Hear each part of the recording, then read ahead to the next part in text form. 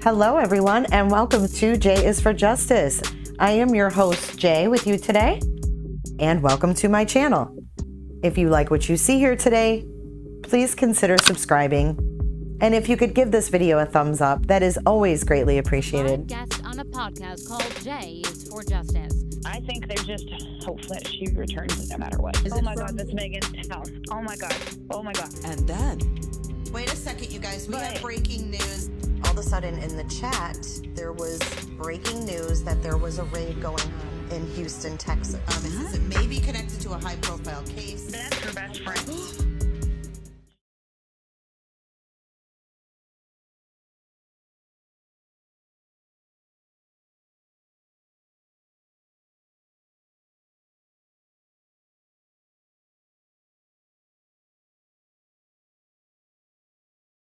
So Pete. Okay, so my question, let's go back to part one. Cool. And my question is, we talked about the hair getting done, which makes sense, why she left. Yep. And then the paternity results. I want to discuss this because a lot of people are in chat saying, oh, it's Chris's baby, it's Chris's baby. The family doesn't even hear know. The first part of the hair thing though, or were they not able to hear me? Oh, I'm not sure. Why don't you go back to that? Okay, so let's cover that real quick. So before the nut weekend, Shanann and the kids had actually been there at the Watts house the weekend prior, and they were there for 3 days total. So the last day is when Cindy got her hair cut, and that's why Cindy had said, like, I have to get my hair cut for this funeral. You know, she was going home already. You know, are you going to go home now? Or are you going to wait? And I think that Shanann was kind of up in the air, like, I'll go home, but I'll wait kind of thing. And then after Cindy was gone for a while, Cindy left her phone at the hair salon on accident. And so Shanann started texting and calling Ronnie's phone. And Ronnie was at work? Yeah, Ronnie was at work. And what did she, I mean, I'm just talking out loud here. I know you don't know, but like, what did you expect Ronnie to do? You know what I mean? Yeah, get home. Where's she at? I mean, wow. He was upset, like very, very upset. And so, I mean, it wasn't Cindy doing that on purpose. Like, obviously, she was doing that on purpose. But what I was also said was, people don't know this, but when Shanann and the girls first got there, Cindy took them all shopping and spent almost $400 in groceries for Shanann and the girls to be there for, 6 days. Wow. So just to make sure that they had everything in the house that was good for the girls, because I think people had the assumption that with the nut day that Shanann just got to the Watts house that day, and so they're being careless. But that's not true. That was the 6th day over 2 weekends that Shanann had been there with the kids. So clearly, the 5 days before that, there was no problem. They were able to eat food and enjoy each other's company without an issue. It just happened to be that day. So, but on the last day of the first weekend when Cindy was getting her hair done, she just was really upset. So when Cindy got back home, she goes home and she's trying to apologize, and Shanann like screamed at her, she said. And it's kind of the exact reaction that everyone saw online. That boiled over to Facebook, and those were not pretty posts. Yeah. So, I mean, even on the second weekend when Shanann was there, I mean, I think that Cindy was like horrified, like, because Shanann was accusing her of trying to murder, like kill her girls. Not like, hey, it's a little bit of an accident, but like, no, like literally kill the kids. She used like murder, right? The word murder. Yeah. And so Cindy was like, what are you talking about? I mean, if you guys have ever, like, Cindy is, I mean, she's definitely emotional, and but she's not. I mean, that would never happen, especially taking such care of getting the girls and Shanann groceries to have certain things there. And so that really scared them. And like I said, everyone at first was like, oh, that's just, Cindy's irrational opinion of Shanann, until the discovery came out and people started seeing, and people started releasing, Shanann's Facebook profile stuff, and realized there was like 35 posts that she had made in groups on her own profile that were all centered around, kids' lives before food and all this stuff. And so it was just what they thought was a very irrational, over the top reaction to what had actually happened. I mean, it scared the kids. I mean, the grandkids were scared. Well, I remember hearing that Jamie's, one of her kids had said, tell Bella to hide because she wasn't going to be able to come back. That's so sad. It is sad. And so that was, that also went into, it seemed like what Shanann would do is she would, by making those comments online, that just put the Watts in that on guard situation. Everyone goes, well, why didn't they go to the birthday party? Well, you have to understand when you're having that kind of outburst at you for something, and then communication had stopped. She had told Chris to call his parents, and basically and let me interject here. I mean, you wouldn't want to walk into your granddaughter's birthday party and possibly have a scene be made in front of everybody, including your grandkids. Right, because the scene had just been made, at their house. And that's exactly it. That's because they are such a family of no confrontation. I believe that Ronnie was actually going to go. And then something had happened that day of the birthday party, and he was like, you know what, maybe I shouldn't. So that, I mean, I want and that must have made Chris so nervous, like, to think, what if they do show up, like sitting there wondering if his family would show up and what might happen, that would be in the back of your mind. Oh yeah, absolutely. I think that, I mean, like I said, it wasn't because they didn't want to go. I mean, they wanted to. I understand that. Yeah, for sure. At that point, I mean, even with Chris wanting to take, I think that's the miscommunication is, everyone's like, why didn't they go? Well, you have to understand, if you look at Shanann's messages too, when Chris wanted to take the girls to his parents' house, she was like, over my dead body. Like, they will never go there again. Yeah. So you have to realize it wasn't just the Watts that were having this emotional response. It was very much on her side as well. And so they just chose to not, they didn't want to ruin her birthday just like the wedding. They didn't want to ruin the wedding. Yeah, for the same reason. It wasn't like, I get that. The Watts wanted to go. I mean, of course they did. That's their son. Again, yeah. But they were just kind of, I mean, obviously that's their son's wedding. Why would they, of course they wanted to go. Yeah. But I mean, with the last minute problems and then, the change in the wedding party, I mean, no one would have been comfortable, and it would have been very tense. Right. And so, especially that summer with the kids, I mean, hindsight now too, I mean, the Watts definitely wish they would have had that extra time with the kids. Oh yeah.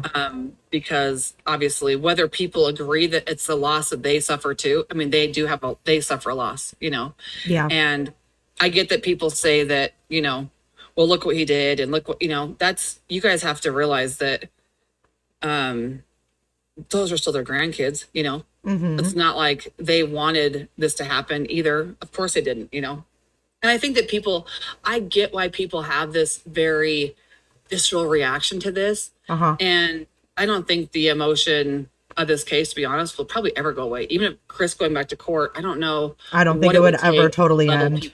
Yeah. So, I don't know. What was your next question? I'm sorry. Okay, so, no, it's okay. We were talking about the paternity results. Oh, yeah. So the Watts have requested that. Okay, so that was going to be my question. Yeah. This is just a general question because I'm seeing different things in chat. Do or did the Watts have rights to request that paternity, and why or why not? Yes. So under Colorado statute, the Victims' Rights Act, the Watts are definitely recognized as grandparents. And in the discovery, it talks about that the fetus did take a DNA sample that would be processed and used if it needed to be used in the future for a court case. So I don't know how. I know that people have said that her family side have gotten paternity results, and we have no idea if that's even possible or how that would be possible, because to our knowledge, that was never processed or to be used. And I would believe that they would have to say something or provide the Watts the same results, And on top of that, Chris wants the results. I think you guys have seen in Discovery that it was said, Chris had explained to Nicole Kessinger that a statement that she had made that morning was that the baby wasn't his. And I know there's been a lot of speculation around that, but even the Watts said when Shanann was at the house that there wasn't much conversation about the baby. I mean, it wasn't like before with the two girls. it was just a different type of feeling or a different type of conversation about it. And they thought it was kind of strange. And they didn't, I said, well, did you bring it up to her? And they said, no, we didn't really feel comfortable to bring it up to her because they felt, I mean, it was just odd to them that she wasn't discussing it. Uh-huh. And Chris also hadn't discussed, and I talked to Chris's best friend, Mark, when they were and he was just talking about when they were in San Diego, that they weren't talking about it then either. The only thing that came up was when Chris had mentioned this girl at work that he had started talking to, and Chris's friend was very like, oh my gosh, Shan's pregnant. Like, right. Like, you're going to be in big trouble, dude. Yeah. Be careful. And so that was like the weird thing about this is that there was so much, it was very toned down, I guess I would say.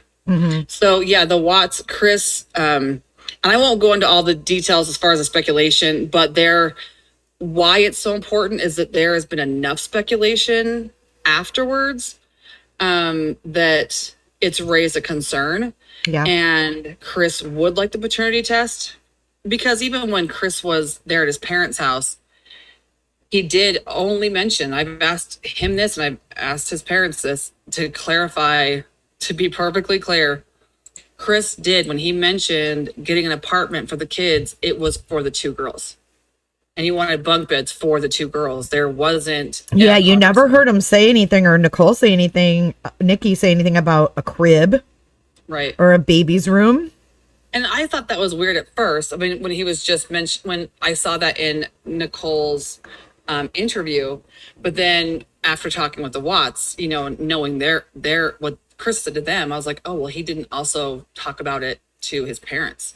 And them knowing that Shanann was pregnant. And I don't think at the time really, I don't think they even caught that. They don't think they even realized that that's what Chris was only talking about was the girls. So I think hindsight, they're like, wow, I don't even know why we didn't pick up on that. Like, why not beds for the girls and the baby? Like, there was just one bed for the girls. Well, that just popped. Jeez, that truck was loud. That just popped in my head when we were talking about, I never thought of it when we were saying like the bunk beds, but yeah, I mean, right. For a baby, you wouldn't put a baby in with the girls. Right. So, I mean, I don't know. And like people, obviously have a lot of speculation about when when Chris was there at the beach, he did have a phone call with his dad. He called him from the beach and said that they were for sure getting separated. And Cindy actually called Chris's best friend and was like, oh my gosh, Chris has seen the light. He's leaving. That was when she talked to Mark, and that was the conversation he was recalling in his interview. Yeah. Okay. Yeah. And Chris said that she just wasn't getting it. She just wasn't. And I know that people have said, well, it looks like he was leading her on. And I don't know if it was leading on so much as trying to maybe talk off a ledge. Yeah, like he said with Kessinger, he had to talk her off a ledge. I think that was him talking her off a ledge and not kind of diffusing. Right. Yeah. So because he clearly calls her boo, right, in text, but when he shows up in North Carolina at the airport, he doesn't kiss her. He doesn't even go towards her. He kind of like snubs her. And if people have noticed, he also had his lupus bracelet off. Yeah. He wasn't wearing that. He wasn't wearing that. Yeah. And he snubbed her and she texted somebody. He didn't even kiss me when he got to the airport. Yeah. So there were signs there, even though he was texting a different tune sometimes. Yeah. Yeah. The other thing was that Dr. Phil, on the Dr. Phil show, Sandy did say that the paternity results showed Chris as being the father. And that's where people, I think, are getting this, because I asked, where are you hearing this? And I guess on Dr. Phil, she had said that. Yes, she did say that. Mm-hmm. That's what's strange, though, because I don't know if they'd had to have Chris's consent to test DNA, or how they would have got a sample from him to do that. Because surely if they took it from, like, evidence, that would have to, like I said, be then released to Chris, his defense team, possibly his family. Like I said, they've only ever said Chris's.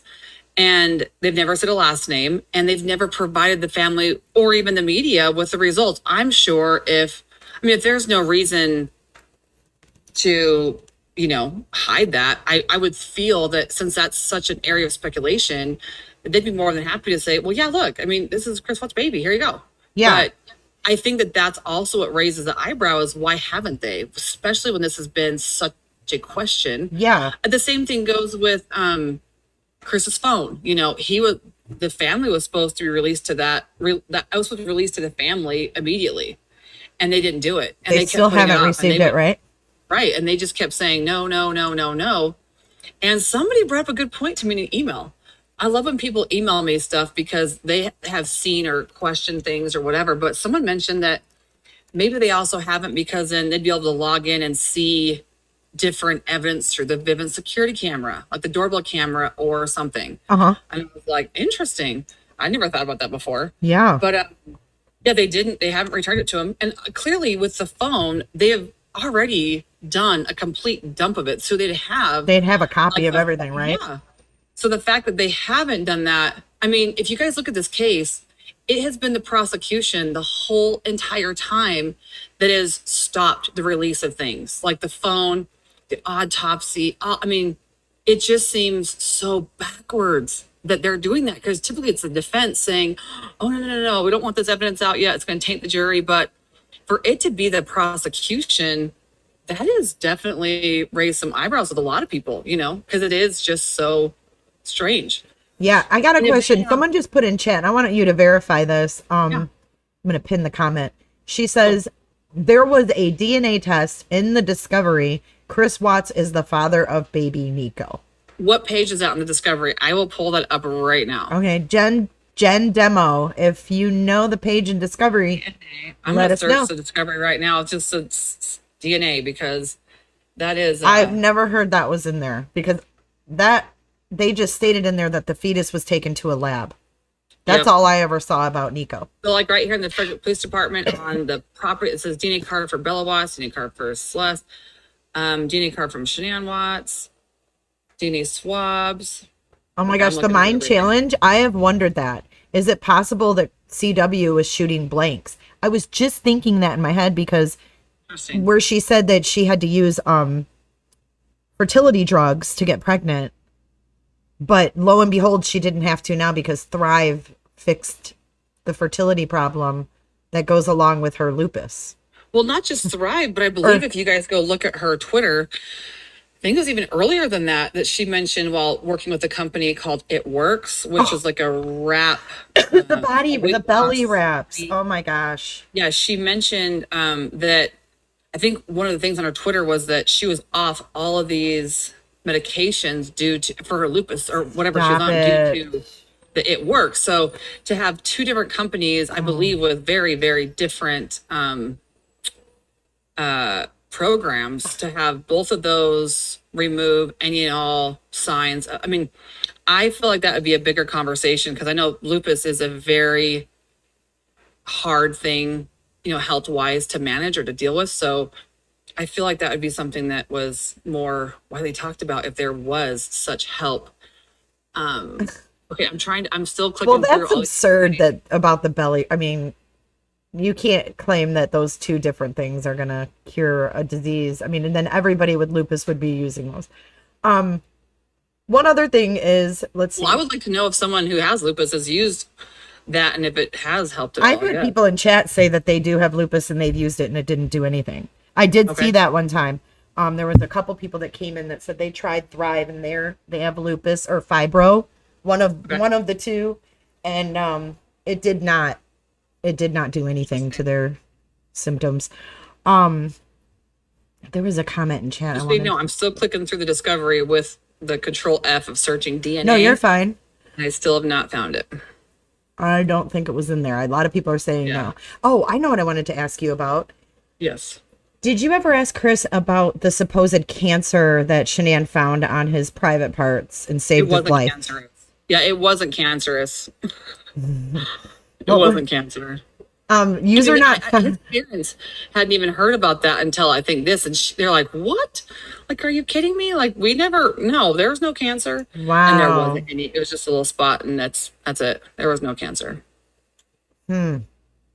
So. Yeah, we don't know exactly where that story generated from, but with searching DNA, as far as I haven't, it's looped around now, and there's nothing that I see in here that says anything about results of that fetus being saying anything about Amanda that. Lynn says, go to the Dr. Phil show. They talk about paternity, and it was in the Discovery. We're not finding it in the Discovery. Try Discovery's not fetus. there. And Dr. Phil, let me just tell you guys this. I learned this, and I was kind of upset about it because I know that certain shows and stuff don't explain truth, but Dr. Phil, during Sweeps Week, is when he released some information about the way that the girls were disposed of, saying that they had severely broken bones or something. I remember that. And I was like, are you kidding me? But that's not true. That's completely false. And I just thought that was horrific that he would say something like that. But like I said, I also have a feeling that's not very popular with people, that there seems to be a lot of information that was put out to really drive this narrative home against Chris. And I think that was just another part of that. And I know that I do know, so when the family came back, they were asked about paternity. And like I said, I know that they did say it's Chris's, but the Watts haven't been supplied that, and Chris hasn't been supplied that. And they've asked multiple times. So I guess I could say this right now. If there is evidence of that, please either give it to the Watts or give it to Chris, because I'd like to have that. And like I said, going forward, as we're able to do like legal requests and stuff for this information, you guys got to know the minute we find out, we'll be talking about it. Yeah, for sure. So go back to Nico for a second. And I remember Chris saying that they were in a sexless marriage. Do you remember him saying that in one of his interviews? I know that they were to a point that they weren't that active anymore. So was Chris surprised when she did the "Oops, Yes. we did it again" video? And I have asked him this several times. And I believe he even made the comment to his dad that they may have been they may have commissioned the little acts together one time. So it was very like, wait a minute, what? Hence his reaction of like, I guess when you say you want something, you got it. And let me clear this up, because I've asked Chris about this several times. He was he thought it was weird that on Shan's Facebook, she kept saying it's Chris's idea, because that wasn't the case. And I know that in Wisconsin, I guess if you have to talk about the Wisconsin interview, you can see in that Chris has mentioned a lot of things that he has heard from the Discovery, or people mentioning it to him. It seems like that all became a point of topic in his Wisconsin confession. But he has told me specifically throughout this, even before and after that Wisconsin interview, that it wasn't like a big conversation they were having, and it wasn't like him, begging for this. He was very much in shock. And that's why I think he even clears it up with the detectives in the investigation when they were talking and questioning about his reaction. He's like, well, did you see my reaction to Cece or to Bella? Because I think that he had obviously more of an emotional connection to that. So I don't know. But yeah, they weren't. And I think that if that was Chris's child, I don't think he would have disregarded that baby. Just seeing how he was with the girls in all those videos. I think that's been a question a lot that people have had, is for sure, based upon how Chris was as a father previous to this incident happening, by all means was like a 5-star dad on paper. I mean, he just did everything for those kids and for everyone's kids for that matter. It seemed like when, Chris has said specifically when Shannon would have parties, like he knew his role. And it was to keep the kids occupied upstairs while she was downstairs having her meetings. So, and he loved it. I mean, that's not something. I mean, every account from people that knew him said the same thing about him. Yeah. And even that Gina Dietz, I hate to go back to the Dietz's, Kim, but she said when he lived there for those 6 months without Shanann, that her baby girl wanted Chris when she was crying or tired. Yeah. Yeah. And that says a lot, because that's like she wanted him to go, for comfort. Yeah. Well, and if you look at, I believe in the Discovery, it was like they went to the 3D ultrasound, and they weren't told that night what they were having, but I believe when Shanann came home, she even called off the gender reveal. Yeah. So, she did. I mean, there was clearly, I know a lot of people don't want to, and you guys realize that the discovery is completely lacking like 95% of everyone's conversation, which again is something that we would love to have released. All of Nicole Kessinger's, minus probably like the pictures and stuff, but like their actual conversations, Shanann's conversations with Chris, Shanann's conversation with his family, because his family was texting him when he came home, "Are you okay? You know, are you sleeping with one eye open? Are you still alive?" kind of things, because they were concerned about him going home and knowing that he was initiating that separation, and going forward with that. So there was a lot of concern about that. And like I said, Chris just wasn't, he definitely was not, even in the porch interviews when they were asking about the kids. If you guys go back, I think it's when he's actually standing in the driveway, they're asking him about his children. And when it came down to that third baby, he just kind of skipped on past it. Just, so definitely. And that could attribute to, if he was done with the marriage and he was done with her, that baby wasn't born yet. So a lot of men, I've seen this, like a lot of men aren't into the babies until they're actually there and they can physically hold them. I mean, but Chris seemed to be, from the pictures and the videos, like when she announced the pregnancy for Cece, it was a whole lot of a different response there. For sure. Let's see. Paternity. I had another question. I guess I didn't. But Rosebud in chat said that she has lupus and she tried belly wraps and Thrive and it did not help at all. So there you have one right there. Somebody wants to know, I know it's a little off topic, but about the refrigerator photo that Chris took of the refrigerator in the basement. People want to know why that was taken. And it was the, I think it was the temperature inside the refrigerator. I don't know, but I do have I'm gonna write this down. Refrigerator temp. I do have a Zoom with Chris tonight. Awesome. In downstairs fridge. And I want to go back to Nico for a second, too, and talk about Chris's lack of enthusiasm. Could have been, too, due to the fact that he was in debt up to his eyeballs and he couldn't even keep up with the two he had. Well, let me tell you this, though. That's kind of, I've heard that being said, like, people have said that a lot, but Chris actually wasn't aware of their situation. I mean, Chris, to the extent that it actually was. I mean, he obviously did not have access to their accounts. You guys can see that in the police video. He had to call in to get an account for the latest charges. He didn't have an app that he was able to go into. And I don't know. I mean, I have no idea. Can you ask him something else too that is bothering everybody? Okay. So the basement, remember the dog kind of the man that looked like a Boy Scout came down and he had his dog down there. And his dog alerted, he said, to the unmade bed downstairs. And that bed had like a purple eye mask laying on top of the comforter.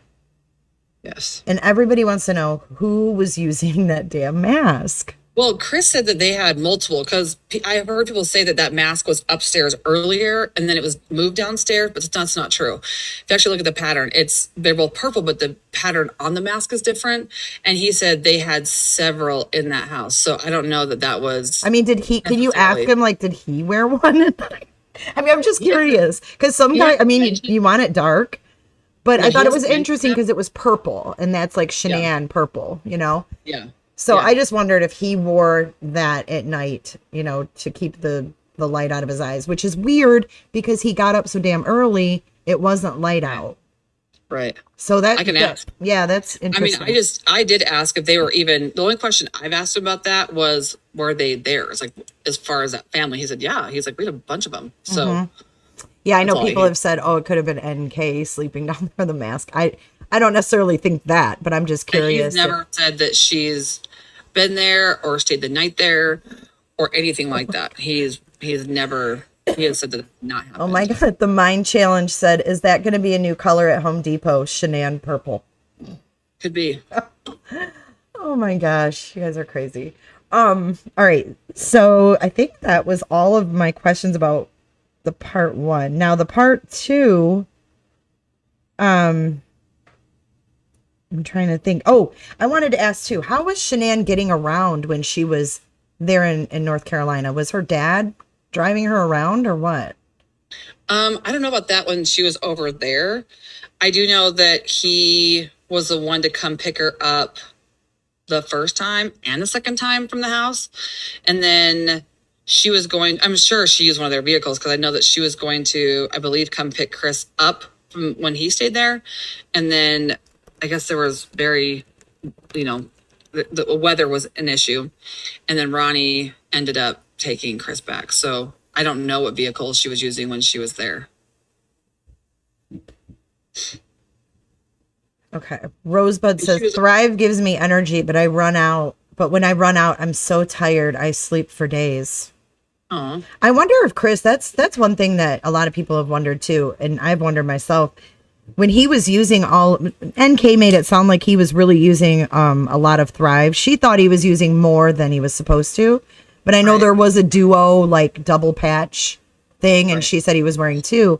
But did he withdraw at all from all those like the lack of taking those? That's a good question. I'll have to ask him that. I don't know. I do know he said that it was like his body was physically working out. I mean, it was intense. He said it was such a high, not like a high, like a drug high, but like such a high for his body, like just working and fueling itself so much. It sped everything up. And then, I mean, just from my opinion, I would assume that it's like taking a caffeine pill. You have that ramp up, like an energy drink. You have that ramp up. I'm sure that there'd be some type of come down from that, but I haven't. Yeah, because they did it for a while. I mean, he had been on it for quite a while.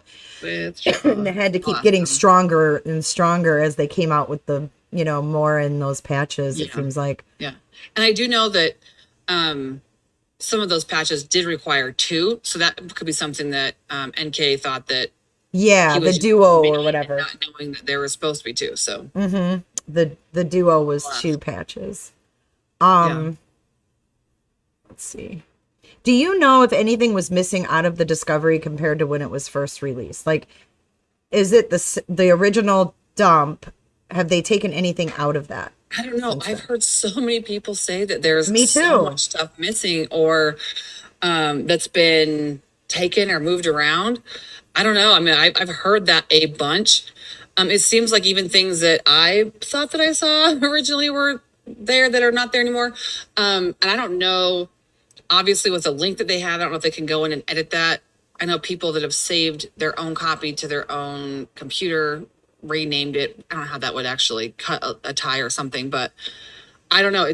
I do hear people saying that, but I also don't know if that's only because, like for me, when I go into Discovery with a certain mindset, I only see certain things. And when I go back with a different mindset, I see other things and then don't see. So I don't know if it's just my mind playing tricks on me. Like, I'm just only paying attention to certain things. So I feel like what stood out before is no longer standing out. So it's gone, but I don't know. I am not sure about that. See, I had it all downloaded when it was dumped. I got, my copy, but I had it on an external hard drive that took a shit. So I lost it. Yeah.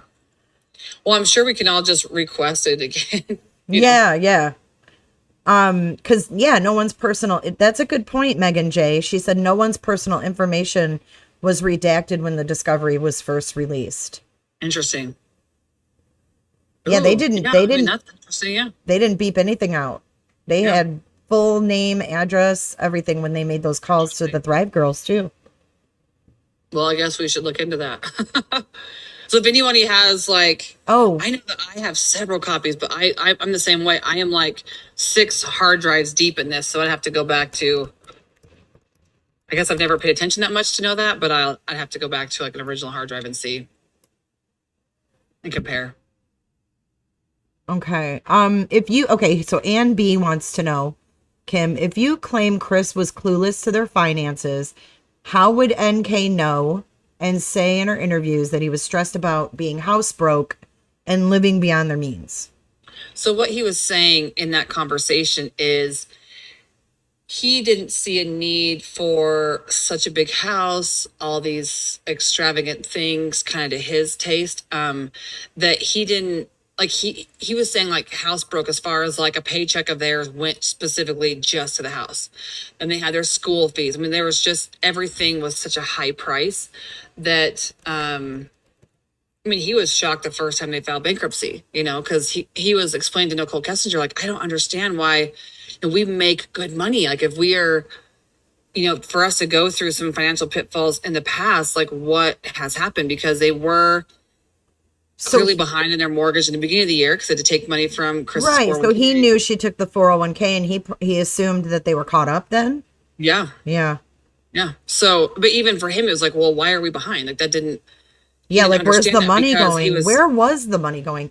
Has he ever gotten copies of their bank statements? No, but he will be getting those, and we will obviously talk about that as we find that out. That is going to be interesting, huh? Yeah, well, that was even something that he found out through the discovery process. Because realize, you guys, I think a lot of people think that Chris knew all of this information while he was in jail, and he didn't. I mean, if you guys look at the filings, even from his defense team, they had said in one of these filings that it had been 13 days after the first court appearance, and they still hadn't received one piece of evidence yet. So they were in the dark as much as everyone was in the dark. So the prosecution was really not following protocol, or they were withholding.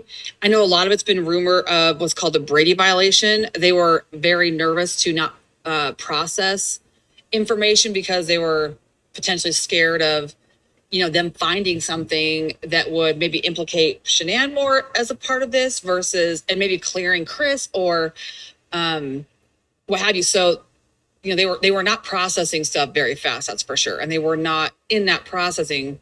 As they were processing it, they were not turning it over to the defense. So, but I do That's know also crazy. that the defense came to him 1 week after him being in jail and we're talking to him about a plea deal. And that's something we just found out a few months ago. And that was shocking to us. We're like, wait a minute, what? A week after you were there on a plea deal? And they just kept telling him, all this evidence, all this stuff. And when asking his defense team, they're like, we don't know. Like, they're not telling us. We haven't seen anything. Even his parents were saying, what do they have? And the defense team was saying, we don't know. They're just saying they have a lot of evidence. And clearly a theory, like, that's really it. And to be honest, I think that theory was also based on the fact that the prosecution or any of the investigators had never interviewed Chris's family.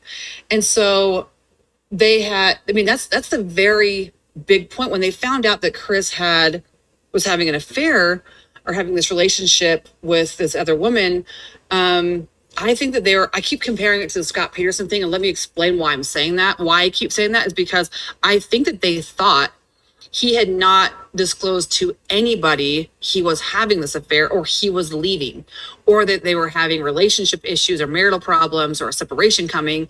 And so it was him having this relationship with her, having an affair, no one knowing, so I'm going to kill my wife and children so that she never found out about it and we could carry on. Because that's how the prosecution keeps portraying it, as if Nicole was unaware she was married. Because if you guys look at the article that was done in the Denver Post with her, I feel so bad. She was railroaded in a sense herself.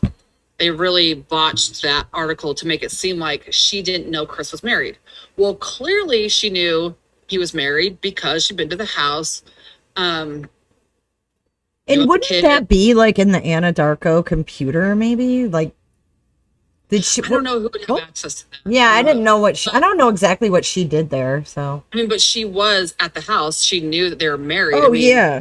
But she said she wasn't comfortable with all the photos and everything. I mean, there was pictures of them in that house. Right. So I think that, if the prosecution had done due diligence, or the investigators, and I think that that's a big issue, that will probably be addressed going forward, is that a lot of this was left out, and it was very one-sided and very, they had a narrative that was driven to, very strong from the beginning that they just stayed with. And I have videos on my channel specifically that mention Tammy Lee. She was the lead investigator of this case, and she mentions multiple times that she had a very strong connection with Shanann from the get-go when she was still missing. And so she had this disgust and anger towards Chris and felt protective of Shanann. So that right there tells you, and I get and she said almost instantly too, though. Yeah. Yeah. So I know people say, well, of course you're going to have an emotional instinct. Yeah, people do have that. But when you're in an investigation, you have to do your due diligence. That is the right to a due process and all this evidence to come forward. So his family not being talked to, I think was critical. Yeah. It's just like a jury, they're going to feel emotional, but they also have to, weigh the facts. Right. And on top of that, at the very end, she does say in an article in December 2019, she says, I had to go and hear Chris say that Shanann, clear Shanann's name. So if you see, as I'm actually putting together one more aspect of the 35C based upon constitutional rights, because that's a big thing for being able to qualify for 35C or have it actually heard, is constitutional rights being broken, ineffective assistance of counsel.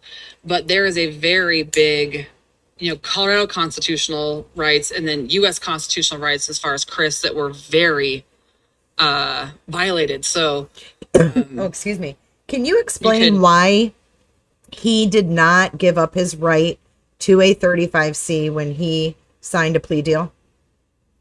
So let me tell you this. This is actually, I don't know how many people know this, but when Chris was being transferred out to Wisconsin, or going to the jail actually, before he went to Wisconsin, his defense team told him, which will be recorded because it's in the jail. But like when you go to prison, if you're there for a couple of years and, basically have healed a little bit and you decide to file a 35C, let us know. Like, we won't be offended.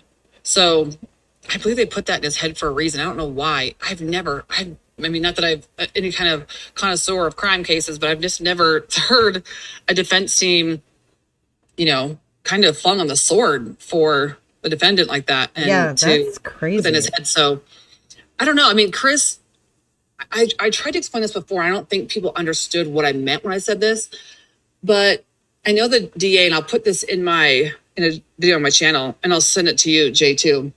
The DA did say that they knew typically when you do a plea deal, they've done a preliminary hearing or evidentiary hearing, and there's been an indictment based upon evidence. There's enough evidence to charge the person with the crime.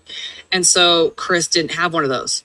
So the judge didn't see any evidence that would, there wasn't this preponderance amount of evidence that would show that Chris was guilty. And then going forward to actually having the plea deal, the DA said at one point that they knew that if Chris had to plead guilty basically to doing everything, he wasn't going to sign the plea deal. Because in plea deals, you typically have the person who has to write out a statement of their guilt, of what happened, so that the judge can then match it to the evidence and make sure that the person being charged, is culpable for the crime. And the judge also didn't have that from Chris. As a matter of fact, the DA said that he had to meet with some attorneys prior to the sentencing and basically talk about what types of things that they should say to the judge that was enough to make him feel that they had enough evidence to convict Chris, even though the judge hadn't seen it, they didn't produce it, even to the defense. But Chris has said he took I know everyone goes, well, he signed a guilty plea. But I'm telling you what his mind was is that I took responsibility for it. And he says that even when he was with the investigators originally in Colorado is, I had an affair. She knew it at the end. And she was very emotional about it. And he says like, he couldn't tell her when she knew that night, he couldn't tell her yes, because I guess they were so emotional already. And he just didn't want to hurt her more right in that moment. Maybe that'd be a discussion to have later that day or whatever, but he didn't want to hurt her more. And which is very, That's kind of It goes telling. against the narrative against him wanting to kill his whole family that morning.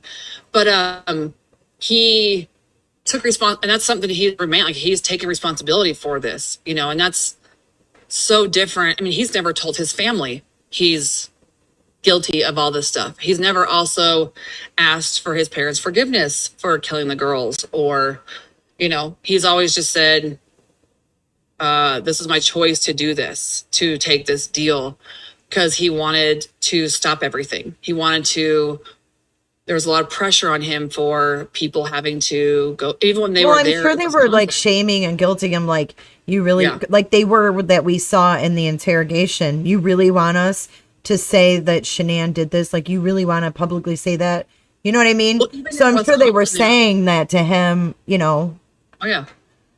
Well, even they were talking about the first responders and putting the families through this, and, how horrible that would be if he wanted to do that. And I'm like, well, so I know that for him, that's been a big burden, is just because obviously he's got a lot of guilt and a lot of regret for this.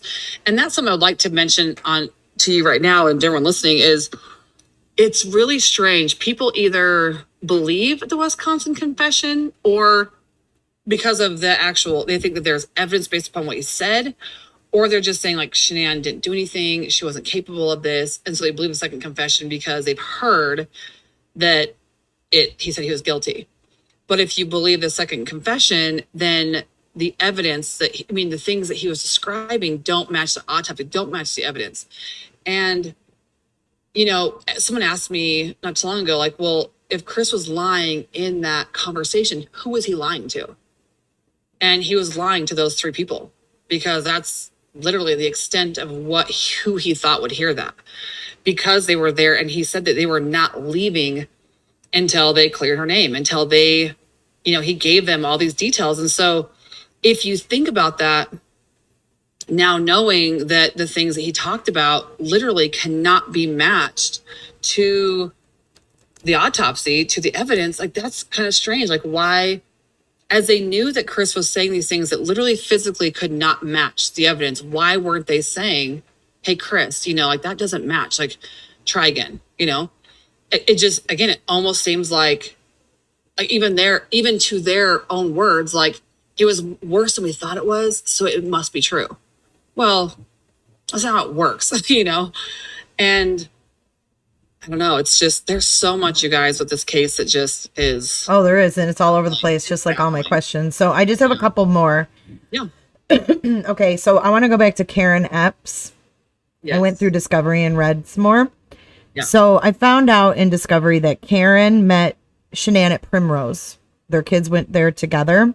Mm-hmm. And it did state in Discovery that Karen flew home earlier, that she had a separate time that she was flying back to Denver. It didn't say what time, though, in the Discovery. It didn't say anything about what time her flight got in. But we were talking about the finances in Primrose School, which made me think, were they up to date on their bill with the school, or were they? I think that they had like a payment due, like literally like right away. And I know that in one of the text messages to her friends, one of her friends, that she said that she was going home and taking the kids out of school.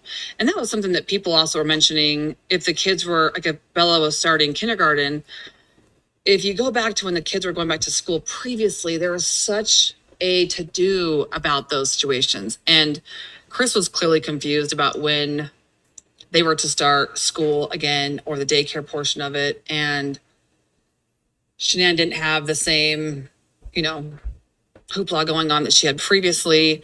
But no, I mean, I know that was something that they were not going to afford, that they. Yeah, I just wondered, because I was thinking about her not paying the mortgage and like, where was the money going? But that was an expensive school. Yeah. And Chris also said he found out through Discovery that her paychecks weren't being deposited into their account anymore. He had no idea. That was actually, I think, Nicole Atkinson, as they had found that out, Nicole Atkinson told Chris, like, deposit it into your account. And he was like, no, like, that's her money. Like, I'm not going to do that. Were they like paper checks? So it sounds like that they either do direct deposit or they hold the checks and put it onto like a Thrive card, maybe like a Thrive Visa card, Oh, yeah. But and Nicole Atkins even said like that was weird that it wasn't going into the account. So I mean, that's obviously She told him to put the money in her account, in his account, I mean? Yeah, they had a shared account, but it wasn't. Yeah, she was saying deposit into your guys' account because Yeah, someone in chat just said it goes on a credit card. Okay, yeah. So it wasn't being deposited anymore into their joint account like it had been in the past. And like I said, that will be something through, as Chris goes back to court, clearly he'll be having access to all of those documents, their accounts. He'll be able to see more of a paper trail of what was happening. And like I said, those are the things we want to share. I mean, that's what people keep saying, why are you doing this? Well, everyone has said they've had questions, they want answers. Well, the Watts do too. And to be more frank, I mean, Chris wants answers. I mean, this whole process for him has been just a nightmare. Well, and Kim, people ask why you're doing it. There's 600 people in here, and I couldn't possibly ask you every question that's in chat. So the people that say, why are you doing this? I think it's few and far between because most people want to know. And even if it upsets them, I think they might make a comment like that, but they really do want to know as well. I think that's what I think. It's one of those things where people, even if they're not, supportive of Chris or his right to go back to court, they do. It's like an accident waiting to happen that you don't want to see, but you want to see so you don't miss something. It's kind of like that. I mean, like I said, because of the way the laws are written, Chris absolutely has the right to go back to court. And he has a right to address certain things. He has a right to know information. And that is it. I mean, I personally see that there are some constitutional issues that were violated. And I don't like that. It's not just with him, with a lot of cases. I mean, there's a big issue with that. And seeing how this case was handled in the media, a lot of deception, a lot of, I don't know. So I don't think I have an answer of why I'm doing this, of why I'm helping them or how that started. It literally just organically happened. And I'm just now grown some roots in this. And I know that the Watts want to be able to ask their own questions because they don't know, because even through their process, they've been... Well, I mean, for them to have any kind of closure on the death of their granddaughters, they need to have answers in order to receive closure. Yeah. And let me tell you something, guys. They are open to... I mean, Cindy has said this 1,000 times. If he actually what if Chris did it, did do everything, she wants to know because everyone has told her that he's done everything. And she's like, well, I guess that's part of this process. If we have to know, like we everyone deserves to know. So, and I don't blame them. I would need to know beyond a shadow of a doubt before I could actually accept that my son did that. I couldn't just go with all these unanswered questions and being left in the dark. I mean, just imagine being his family and that's your son or brother and you don't have all the answers. Well, and realize this, I mean, Ronnie has very faithfully just, because of his relationship with Chris, has just believed Chris and just trusts in what he knew about their relationship and his relationship with Shanann and with Chris. And, just has just stayed that line next to Chris. Now, his mother, on the other hand, has not. I mean, she's more emotional and with all the messages that come to her, I mean, Ronnie's more just very, very, like, not flatline, but like doesn't have those highs and lows per se as much as his wife does. And you guys, I'm telling you, I mean, that's exactly it. She herself has wanted to know. I know that people have said, I can't believe in that conversation. She said, no matter what, son, we love you, no matter what you did or what happened. And that is true. She's not saying that I don't care what happened. I don't care that you did this, because she does care. She has an enormous amount of care. It's hard for her because people say, well, even if Chris didn't do that part, well, he still took him to work. He still disposed of their bodies the way that it did. And you guys, that's not lost in the family. Like, that's hard for them. To be honest, it's hard for Chris. I know that people say, well, that's not true. Well, I'm telling you from what I know from those conversations is that's hard for him. He doesn't have an explanation. People want to say, why do you do that? He doesn't know why. He just knows that he was at the work site. They were coming and he didn't know what to do. He just happened to be at a work site and there literally wasn't enough time to put everyone on the ground.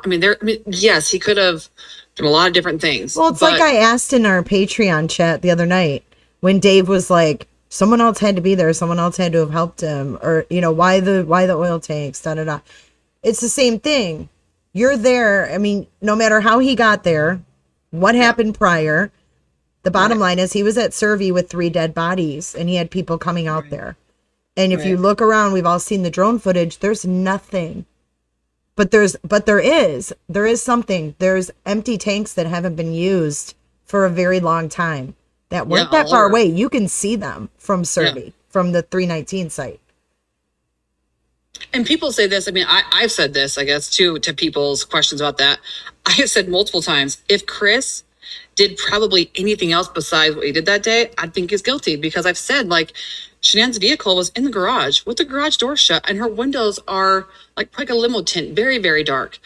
If he wanted to get away with it, I guess I'm putting quotations in the air, get away with it, he could have easily put them in her vehicle and taken them anywhere. I mean, Colorado, that whole area, there's so many different places. I mean, even if he's reserved to putting them in an oil tank, there are hundreds within a few miles of his home that he would know are not serviced, have not been used in 20 years. Oh my God, that Servi site too is, thousands and thousands of acres.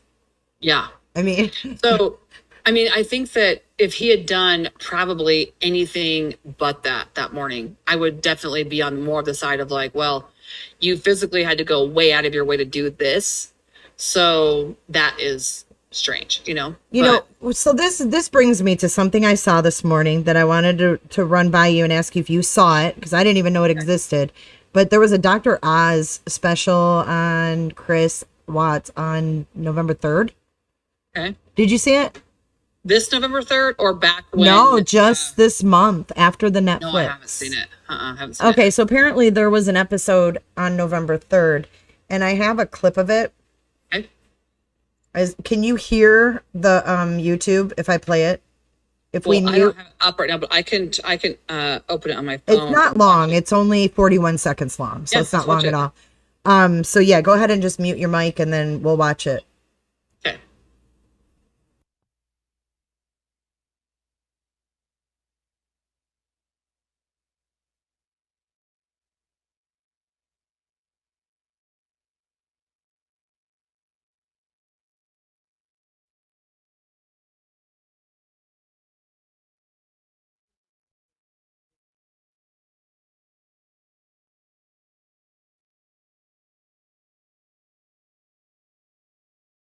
For the moment at all. The only thing Let me rewind. You think this was a horrifying spur of the moment decision, or did he premeditate the murder of his wife, 2 daughters, and unborn child? Oh, I don't think this was spur of the moment at all. The only thing spur of the moment was the lie, that he had found out that his wife had killed his daughters and then killed her in return, which makes no sense given the fact that then why do you need to conceal it by disposing of bodies? That doesn't make any sense. No, this was pre-planned. He was looking to live a life without the impediments of having to make child support and spousal support payments in all likelihood, not having any kind of attachment, so he could just do what he wants when he wants to do it.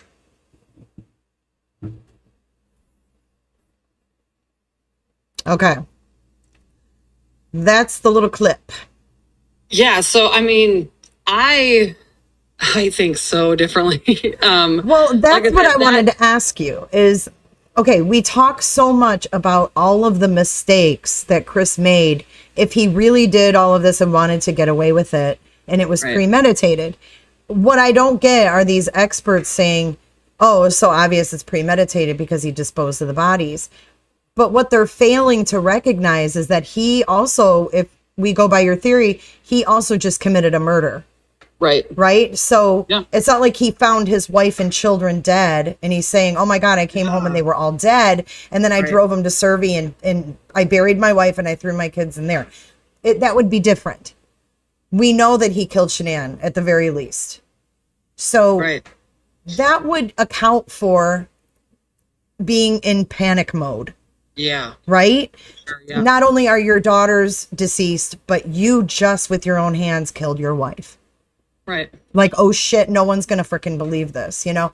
But that's where I fail to see where all of these experts say it was premeditated, because they're not looking at all of the other things, like the holes. I mean, wouldn't he have had this, you know, it would have went a lot smoother, the sheet, all these stupid mistakes.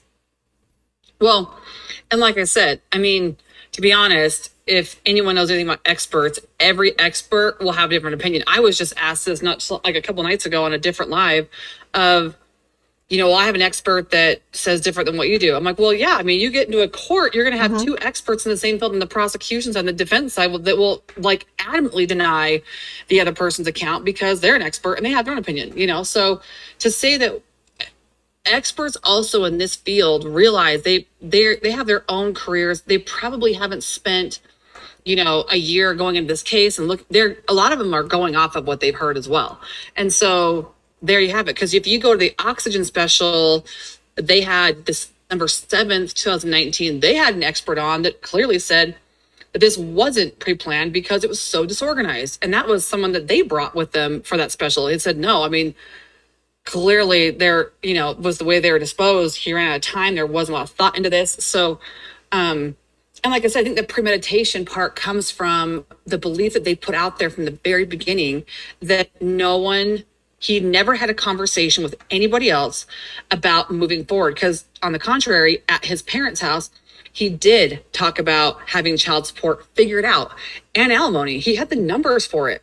He had changed his work schedule starting September 1st to work, I think it was an 8 and 6 schedule, 8 days on, 6 days off, to accommodate a 50-50 custody split. He was looking for apartments. Nicole Kessinger even was, for those that say that she was part of this, she says that she was looking for apartments, like one that had a playground for the kids. So even her looking, and she's when they even brought up the bunk beds to Chris when they were talking about like a 3-bedroom or 2-bedroom, and Chris said, you know, I'd rather do a 2-bedroom. It's more affordable, you know, whatever.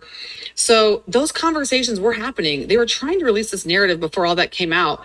And they also know that a lot of people don't have access to discovery or don't know how to put it together or, you know, aren't as involved in this case. And so they're talking to a broader audience. And they also, the DA himself had no idea that conversation with his parents had ever happened, or with Mark had ever happened. To be more frank, I mean, I had some people from different shows that were here at my house, and we were talking about this. And so when they did the press conference outside of the courthouse, or outside of the court hearing, one of them asked about the letter because they were in knowledge of the letter.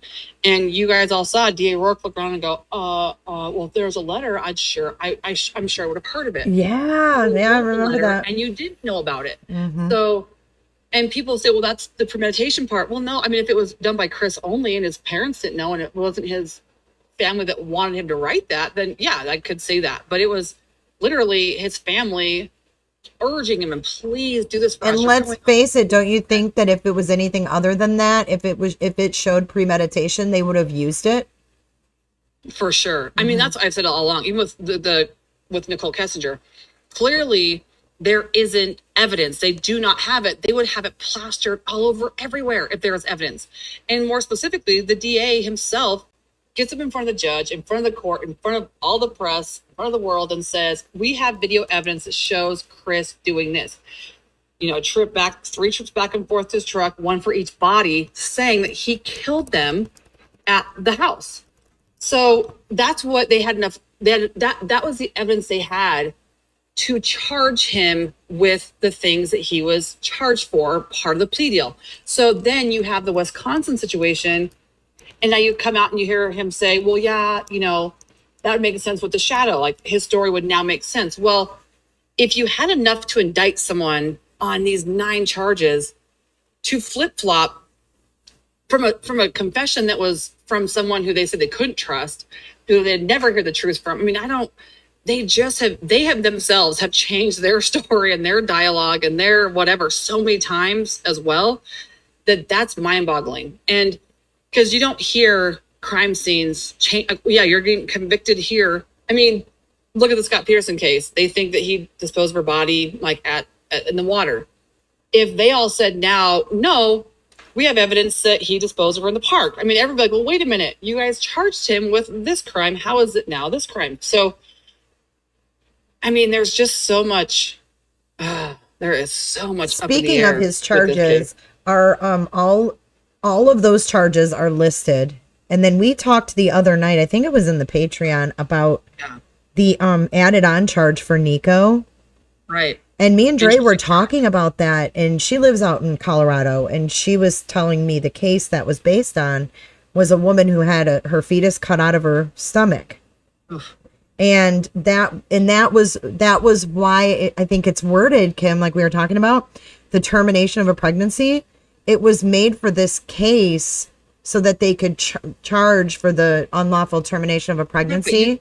But you can't just go in charges like that. That's weird. Right, that's what I'm saying. But it made sense, like that's how it's worded, because it was worded specifically for that case, that the woman died as a result of the termination of pregnancy. So that doesn't even make sense to be listed in his charges. Right. Yeah, because for those who don't know, it's charge number 6. It's saying that Shanann actually died as a result of the unlawful termination of that baby. So, I mean... Right. How does that stick?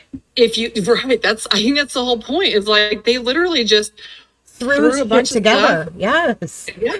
Like throwing it at the wall and seeing what'll stick. And that's what's crazy is that was even, I mean, number one, that's a mistake on the prosecution's part, because they are the ones who are literally supposed to have enough evidence to charge him with. But not only that was that a mistake on their part or a gross injustice on their part, but then the judge to also accept that without any evidence, without any paperwork or any processing of evidence, proof. I mean, anything. And I get that Chris did this plea deal, but everyone said that this was a historical thing, that these kind of cases don't get resolved. So that should be, and remember, everyone has culpability, and when they're licensed and they have these positions of power, they have their own due process that they're supposed to be going through. And so that should have been also like, hey, why is this going this fast? I do not have evidence. I have not seen anything. Is there potentially something to this case that I'm not aware of? You know, I mean, the judge is supposed to have his own conscience and his own due process for how it was supposed to go. And I mean, it falls on his shoulders. Sorry about that.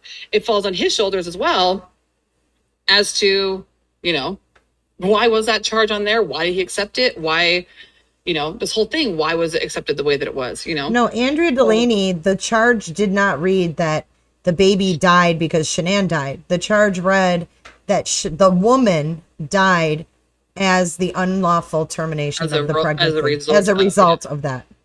So it doesn't even make sense. Go to my About section of my channel. There is a link to all of, it's the Colorado website. It's right here. It says Colorado that page of Judicial Branch. And it's the link to all of the filings, the people of the state of Colorado versus Christopher Lee Watts. So if you guys go down, I think it's November 6th. November 6th is, written waiver and guilty plea. And if you go down to charge, I'll read it just so they have the actual wording. Down to, charge or count 6. It says on point 5, further, the woman died as a result of the unlawful termination of the pregnancy. Mm-hmm. So this charge... It doesn't even fit the crime at all. Right. And then it would honestly take away his charge of him killing Shanann himself. Does that make sense? Right. They're kind of saying she died 2 ways. Right. And on top of that, then there wasn't, basically autopsy, there wasn't any type of evidence that showed that there was any type of trauma to her body, externally, internally. like he didn't beat The her baby and wasn't tampered with. She wasn't punched in the stomach. None of those things. Yeah. So, I mean, like that in itself is like, well, wait a minute. Wow. I mean, Yeah. like I said, no matter how people feel about this case, we all have constitutional rights as citizens of this country for a reason. And hopefully we all hope that in the event of something like crazy happening, that those will protect us and that we'll have due process and that we're not being hung up for a crime we didn't commit or whatever it is. And so in this case, there absolutely is. And that I know people have gone back to Scott Reich because he's someone that spoke about this case a lot. Him saying that there's not a snowball chance in hell that he'll go back to court. Mm-hmm. Well, he also doesn't have the information or maybe wasn't aware of all of the situation, all of the stuff with Tammy Lee, because that is a big thing in this case. And I have on my channel 2 different videos about Tammy Lee as far as the constitutional rights that have been, violated. Yeah, but I would love to hear Scott weigh in on that if he did not know about that early on. Yeah. I'd love to hear what he has to say about that now. Because I will say this, Scott has said that in an earlier video back before I think the pressures of this channel got there. He did. When he first started, he was following what they were doing with the sealing of the autopsies, and the civil suit that was brought against Weld County to release those. He spoke out highly against that. He did. And even he was like, "This is crazy." Due process. He literally was like, "This is crazy. I don't know what they're doing." Yeah. Like he was taken aback by what was going on. So I think going back to those first accounts before this blew up like it did is so crucial, because you're getting like a raw, like unbiased view of it. Yeah, because I think definitely now with a channel that's grown, especially if you see, the Watt side versus her side. I mean, there's a volatility there. There's a big issue, and so I think that. Yeah, a lot of people don't want to touch it. Channel going. They don't want to touch it. They don't. Yeah. And trust me, there's a lot of backlash to touching it. But you know what? It's true crime, just like any other case. And for some reason, because of the social media, I think this case blew up more than others, and people feel like they know them. They feel like they watch all of her videos and her. And I get it. I see why. She had hundreds. I mean, you literally felt like you were spending the damn holidays with them, so yeah, it's true. You feel like those children, their personality. I mean, like you said to me the other night, and I thought about it after, I was like, this is so crazy. You said, oh, you know how Bella didn't talk like that. Bella didn't, remember we were talking about like, her saying like this full sentence. I can't remember what it was. And you were like, Chris's confession in Wisconsin, he said something about, Bella saying, are you gonna do to me what you did to Cece? Yeah. And you're like, that Bella didn't talk. And I'm like, oh my God, you're right. But isn't it crazy that we've seen enough footage of these children to know how they would act? It blows my mind. And I think that's why everyone is in here and they're so emotional about it. So either way, how you feel, you're absolutely in the right to feel how you do.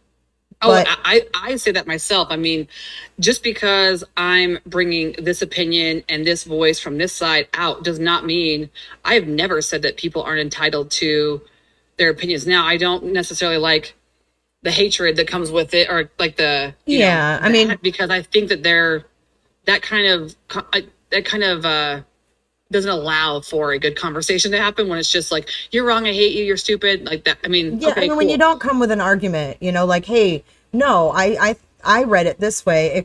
Come with a correct argument or debate in a discussion. Well, and even if it's just that I just believe that she didn't do it. Well, I respect that. Right, I do. I mean, because everyone does have their rights. Even people that are on her side have 10 different versions of what happened, or people on this side have 20 different versions of what happened. So even if you're on, to say a side, even the people on those sides disagree and have very different, opinions of what have happened. And I get it. I mean, like I said, let me say this again. Chris obviously had a part in this. Whatever part that he is responsible for, I believe that he needs to be held responsible for those things, period. And I myself think that it's horrific, the end result of this, where they were disposed. I mean, nobody wants to think about that. That's just terrible everyone agrees with that. But I do not believe that the case was handled the right way. I don't believe the investigation was handled the right way. I don't think that the Wisconsin situation was handled the right way. I'm completely against that, especially when they put this narrative out that that's now the truth when they thought that he wasn't honest, and it doesn't match the evidence at all. And that what happened after that, because Tammy was the one that called the prison and told Chris it was being leaked. Like, she didn't know it was going to be leaked. But I do feel that whatever part that Chris ends up being charged with after a fair and due process, I've never said he deserves to walk out 100%, because there are, but here's the problem though. With that, if he is a victim of that crime, there are certain things that would change the outcome of those charges on the end result, as far as him taking there and disposing. So I don't know. I mean, there's a lot. I mean, it could go either way. I mean, it could be a really light sentence, honestly. And to be honest, I mean, if he's charged with everything because they have evidence and there's whatever, I mean, I think that Chris just wants to go back and have his day and have the chance to speak up, because he hasn't done that before in an honest way that he's wanted to. I mean, he's obviously given an account to the investigators in Wisconsin because they wanted a certain story. And I know he tried to repeat that story when he wanted his testimony in a book to go out. But a lot's changed with Chris. He's come a long way. 2 years is a long time. And he's learned a lot. He's grown a lot. And he's obviously has a little more clarity, healed a little bit, as much as I guess you can in the situation. And he just, he's not healed. I wouldn't say like he's healed from this. That's not what I'm saying. But he's just farther down a path where he can look back and retrospectively, try to figure out why he did certain things. Why didn't he, in the beginning just fight? Because I know his family was like, we want you to fight. And Chris wasn't a fighter back then. He wasn't. And I will say that about, when they were in Wisconsin, something that's really stuck out to me that is very confusing is their whole story about this crime happening was that so Chris could go on and be with his girlfriend. Yet something very heavily talked about or, questioned, I guess, in that second confession was the assumption that Chris was going to kill himself. To the point of Chris saying, like, I could hurt anybody. He went from saying he couldn't hurt anyone that day to I can hurt everyone that day. But it was that he was going to commit suicide. And I'm like, wait a minute, what? Because that goes against his whole doing this so he could go be with Nicole Kessinger. So if you are able to listen to that, and I don't know how you can, but take your emotions out of it and just think about it from all angles, you do start to see like, wow, interesting. Like, yeah, it doesn't fit. You really do have to step aside from the emotions of it. It's hard with those little girls. It's for sure. It's really hard. And yeah. I think, you look at Casey Anthony, I mean, look at the hatred, man. It's just people have, when it comes to kids, they have a hard time seeing past anything. I mean, you look at anybody who's been involved in a murder of a child, and pretty much people are not open to hearing a whole lot of defense. You know what I mean? Yeah. Yeah. So that's the difficult part is the children. I think if it was just a domestic thing, I think it would be accepted more by people. It's just the children and the unfortunate way that he disposed of them. Right. And I mean, people have asked me like, well, do you think, like, what if he worked somewhere else? Like, was it his mission was only to dispose of them in oil? I'm like, no, he took him to work. He happened to work there. I mean, if he worked as a high school football coach, maybe he would have gone to the locker room. I don't know. Right. Exactly. I mean, it doesn't seem like he was like that. It was his target. It was just a matter of circumstance. Yeah. I agree. And I don't think it was like, oh, this is going to be I'm going to do it in the worst possible way.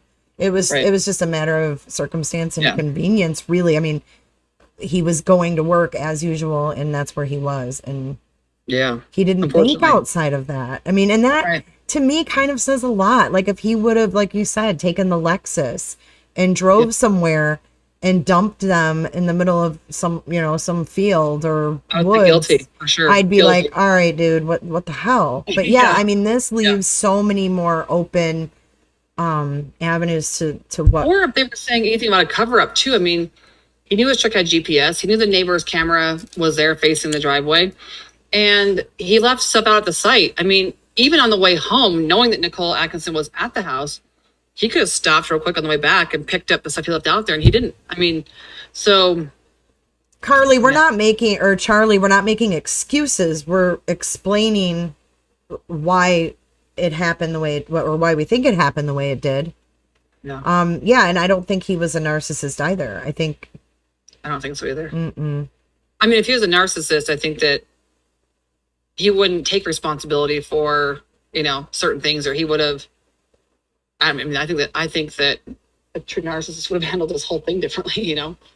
That's just my opinion, though. I mean, I don't know. Yeah, Prepper 101. I texted you the meeting number.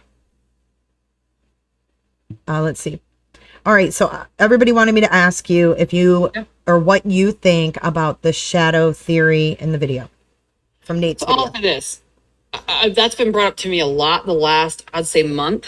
And understand my point with this case, with Chris, with his family, is I haven't put much into that. Specifically, when I heard the DA say, well, those shadows, I'm like, well, you had all these resources and didn't see them before, because I feel like that would have been a very strong point in this case had that been something there. I don't know that that's not been altered somehow. I have no idea. And more specifically, going back for 35C, even the same conversation with Nicole Kessinger, what do you think about her? Well, she wasn't charged in this case. Is it something that could potentially be brought up by the prosecution later? Maybe. Could the shadows be brought up by them later? Yes. But for me, I'm not here just to research every theory in the world. I guess my point of this is to look at what was there, what was charged, and going back and taking account for the constitutional issues, and trying to actually just understand the evidence that was there or what was withheld. So I haven't put much into that. And I think that I will say, going forward into this case, if that does at some point become a part of this, then I'll look into that more. But you guys, I'm so busy with trying to get through the this stuff path. that the Oh my gosh, yeah, the stuff in black and white, right? I mean, on Patreon the other night, I don't have a chance really to ever go through a lot of theories. I don't get that opportunity to really talk to you about my theories because there's a lot of evidence. And so I ran with a theory that I had with you the other night on Patreon. I mean, that could possibly be something that happened. Realize there's so much there that could possibly happen or could possibly be truthful or whatever. It's like, you could be lost for 50 years going through all the possibilities and plausibilities. So because it's not part of the original case that he was charged with or part of the original proceedings, I've got so many other things that I have to work through that I don't really have enough time to. Right. I haven't paid enough attention. And it's not because I don't want to see it. I don't want to. It's not nothing to do. You don't want to know that the girls that one of the girls was alive after Shanann was dead. Yeah. That's what somebody said. No, I wanted to ask. What's a good question? You heard that Frankie's. Oh, go ahead. No, finish that first. I will say this though. Like I said, you guys, people say that I don't want to answer questions. I'll answer questions. I will definitely answer questions. Sometimes you have to rope me back in because my brain does go 100 miles an hour and there's so much information I feel like I want to say. But like I said, with that, it's not because I don't want to admit that that's possible. It has nothing to do with that. We are trying to get Chris back into court for the things that were there. And so that's where my brain, because there's so much to do in that. Hey, I want to ask you this question since you love questions so much. Here's a good one for you. Annie says, what's going to happen when the Watts cast you aside? Do you want to let Annie know how long you've been around? Let me tell you something. I will say this. I've been cast aside many times in this case, to be honest. That's the truth. When they win against better advice. Yeah, because there's just been so much, and you guys have to realize a lot of the casting aside has been when the integrity of why that person was there to begin with then becomes compromised. It's not because it's never been because the Watts have wanted. Because I'm telling you guys, I have tried so many times with certain people to say, you guys need to get them to exit. Like, this is not healthy. It's not, Yeah. like, it's bad. And they've been like, you know what? We have to go with our gut. We feel like that they're okay. And so in those situations, it's like, Yeah. What can because I you have a do? very strong gut. And so I say it if I feel a certain way. And they've said, hey, you know what? We see other things and we'll see how it plays out. And so they've had to go through their own process. So in those situations, I have been, but I also have a different relationship with Chris as far as helping him on the case side. So, I mean, if there was ever a point that happened, like I said, it's happened multiple times because they're emotional and they're going through this case themselves, and it's a lot for them. So I don't know. I mean, Well, you're not you aren't screwing them over like they've been screwed over by a lot of people. Yeah. Claiming to want to A lot of help. people say, "Oh my gosh, this is for money. She wants all that." I'm like, "Are you kidding me?" No, you've been consistent stuff for the past 2 years. I mean, do you know how much I've invested in the last 2 years? I mean, Cindy has literally told me about 500 times or more, Kim, please go out and do this. Please write a book. Please go on these shows. Please share. I mean, they have begged me like 1,000 times to do this. And I was like, no, it's not. No. I mean, she still says, keep talking, keep doing this, and I mean, I don't know. But I guess people have channels on here for a living. So I don't know why that's even. Cabin Dweller no, it's not. Cabin Dweller wants to know. They say, so wait, she's only looking at evidence that fits their narrative? Well, I think when you're working on one side, that's what you do. You go for, you start with what was he charged with? And you start to look for every bit of evidence that could prove that that there was enough to charge him with those things. And like I said, number one, there wasn't, because it would have been a very clear outline would have probably been displayed to everybody if it was. But on top of that, for them to so quickly at the beginning of last year throw all of that aside, literally just like kick it to the curb, and now have a different outcome. I mean, it's like, so yes, I mean, when you, I don't say work for the defense or work for the prosecution, but if you're doing that, I'm not looking with the prosecution to help them convict Chris. I mean, like I said, even with my reenactment that I did, people say, well, you fit the evidence to fit the crime. Well, that's a concern. If I have evidence that fits within what's been released, if I have evidence that can show that's possible, do you realize that's the point of the defense, is to do that? And that's a concern. If there is evidence that could show what Chris did the way that he said, well, that's what the defense uses. That's where you get that reasonable doubt. That's where, and the prosecution would have to give something to discredit all of that and to change that narrative. So if that's what people say is like, oh, you're using the evidence to fit your case. Well, if it fits, that's a problem, because if it was evidence that didn't, I mean, that's how you say, well, it doesn't fit the evidence. His account doesn't fit it. So if it does, well, that's a good start, especially from a defensive perspective, it's a good start. I mean, is there possibly another way? Sure. I mean, any person who's got an opinion. People think you're ignoring the other evidence. Maggie, what other evidence is she ignoring specifically? Hey, Prepper, I want to invite Prepper. He's on the Zoom. This is Prepper 101. He's a long-time J for Justice listener. Awesome. Yeah, Prepper's cool. Hey, Prepper, you got to unmute. Your ceiling looks good, by the way. At least he's got his camera turned on. We don't. Hey, can you hear me now? Hey, Prep, how are you? Good. How you guys doing? Good.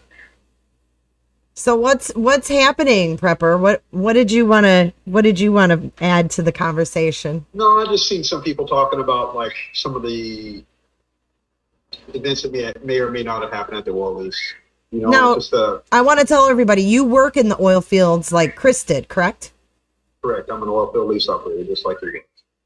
Do you have a parrot? Yeah. Oh my God. Okay. You got a picture? We'll get rid of it. Does he talk? No, it's not a parrot. It's a parakeet. Oh, it's a parakeet. Okay, so you work out in the oil fields. No. And you're familiar with tanks like this and all of that, right? Yeah. So I do the same day-to-day jobs he did. I have the same experiences of what he would endure or surprises like, when he was out there. Just the same occurrences that he would go through on a day-to-day basis. So going back to everyone has a question, well, why did he throw the people and the babies in the box? Yeah. What is your take on that? I believe it full-heartedly because it happens to me all the time. People come show up on the lease that I'm in charge of, just like he was there that day, unannounced. You have people that are scheduled by other people, or they have their own schedules to do, or maybe they didn't get their job done yesterday and they showed up today like a vacuum truck or whatnot. And I think he was, and you can go back to if you can't really believe much this guy says, but so let's just tongue in cheek say that he did kill both girls at the least. So it takes a minimum of 4 minutes to suffocate somebody. So that's 2 little girls, and that's not counting the time in between to take one girl, put her in the tank, as he said, and then come back down. So let's just say that's 8 minutes just to choke 2 girls out, right? He already had people coming to show up there to begin with. He already had coworkers that he knew that was going to be there. Can I say that real quick? That has been the biggest misconception, that he went there because no one was going to be there. And I'm like, oh, people were going to be there. They were coming. Yeah, so that goes back to, I think the guy, I've always had trouble trying to explain it, but I think he had premeditated thoughts about killing his wife for a short amount of time, right, since he met Nicole. But I don't think he really had a rock solid plan. I don't think he had anything set in stone. And I think when that Friday before, when he met his coworker at the parking lot, and then the other coworker called and said, "Hey, I got this leak. It's 3319." I think his little alarm bells were going off. This is it. This is how it's going to happen. This is how I'm going to do it. But I still don't think he knew what he was doing. I don't think he had a really serious, full-fledged plan, and it kind of shows, because it was him putting the girls in the tank. I don't think was premeditated in any way, shape, or form. I have a question for you, because this is something that for people that think like that, I have this question.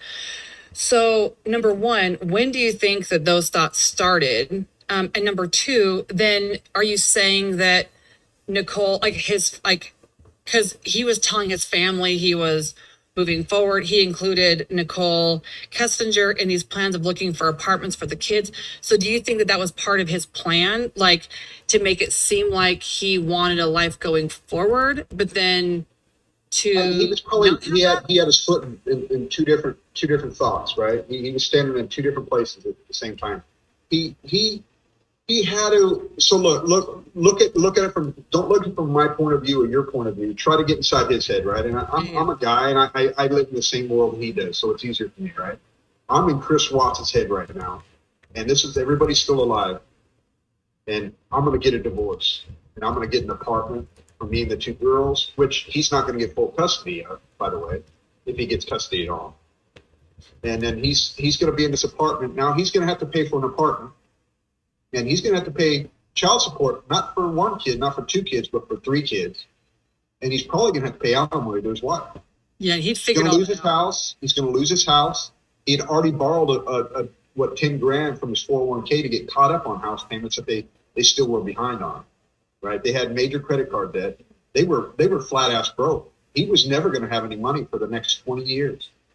Right? He was going to be broke.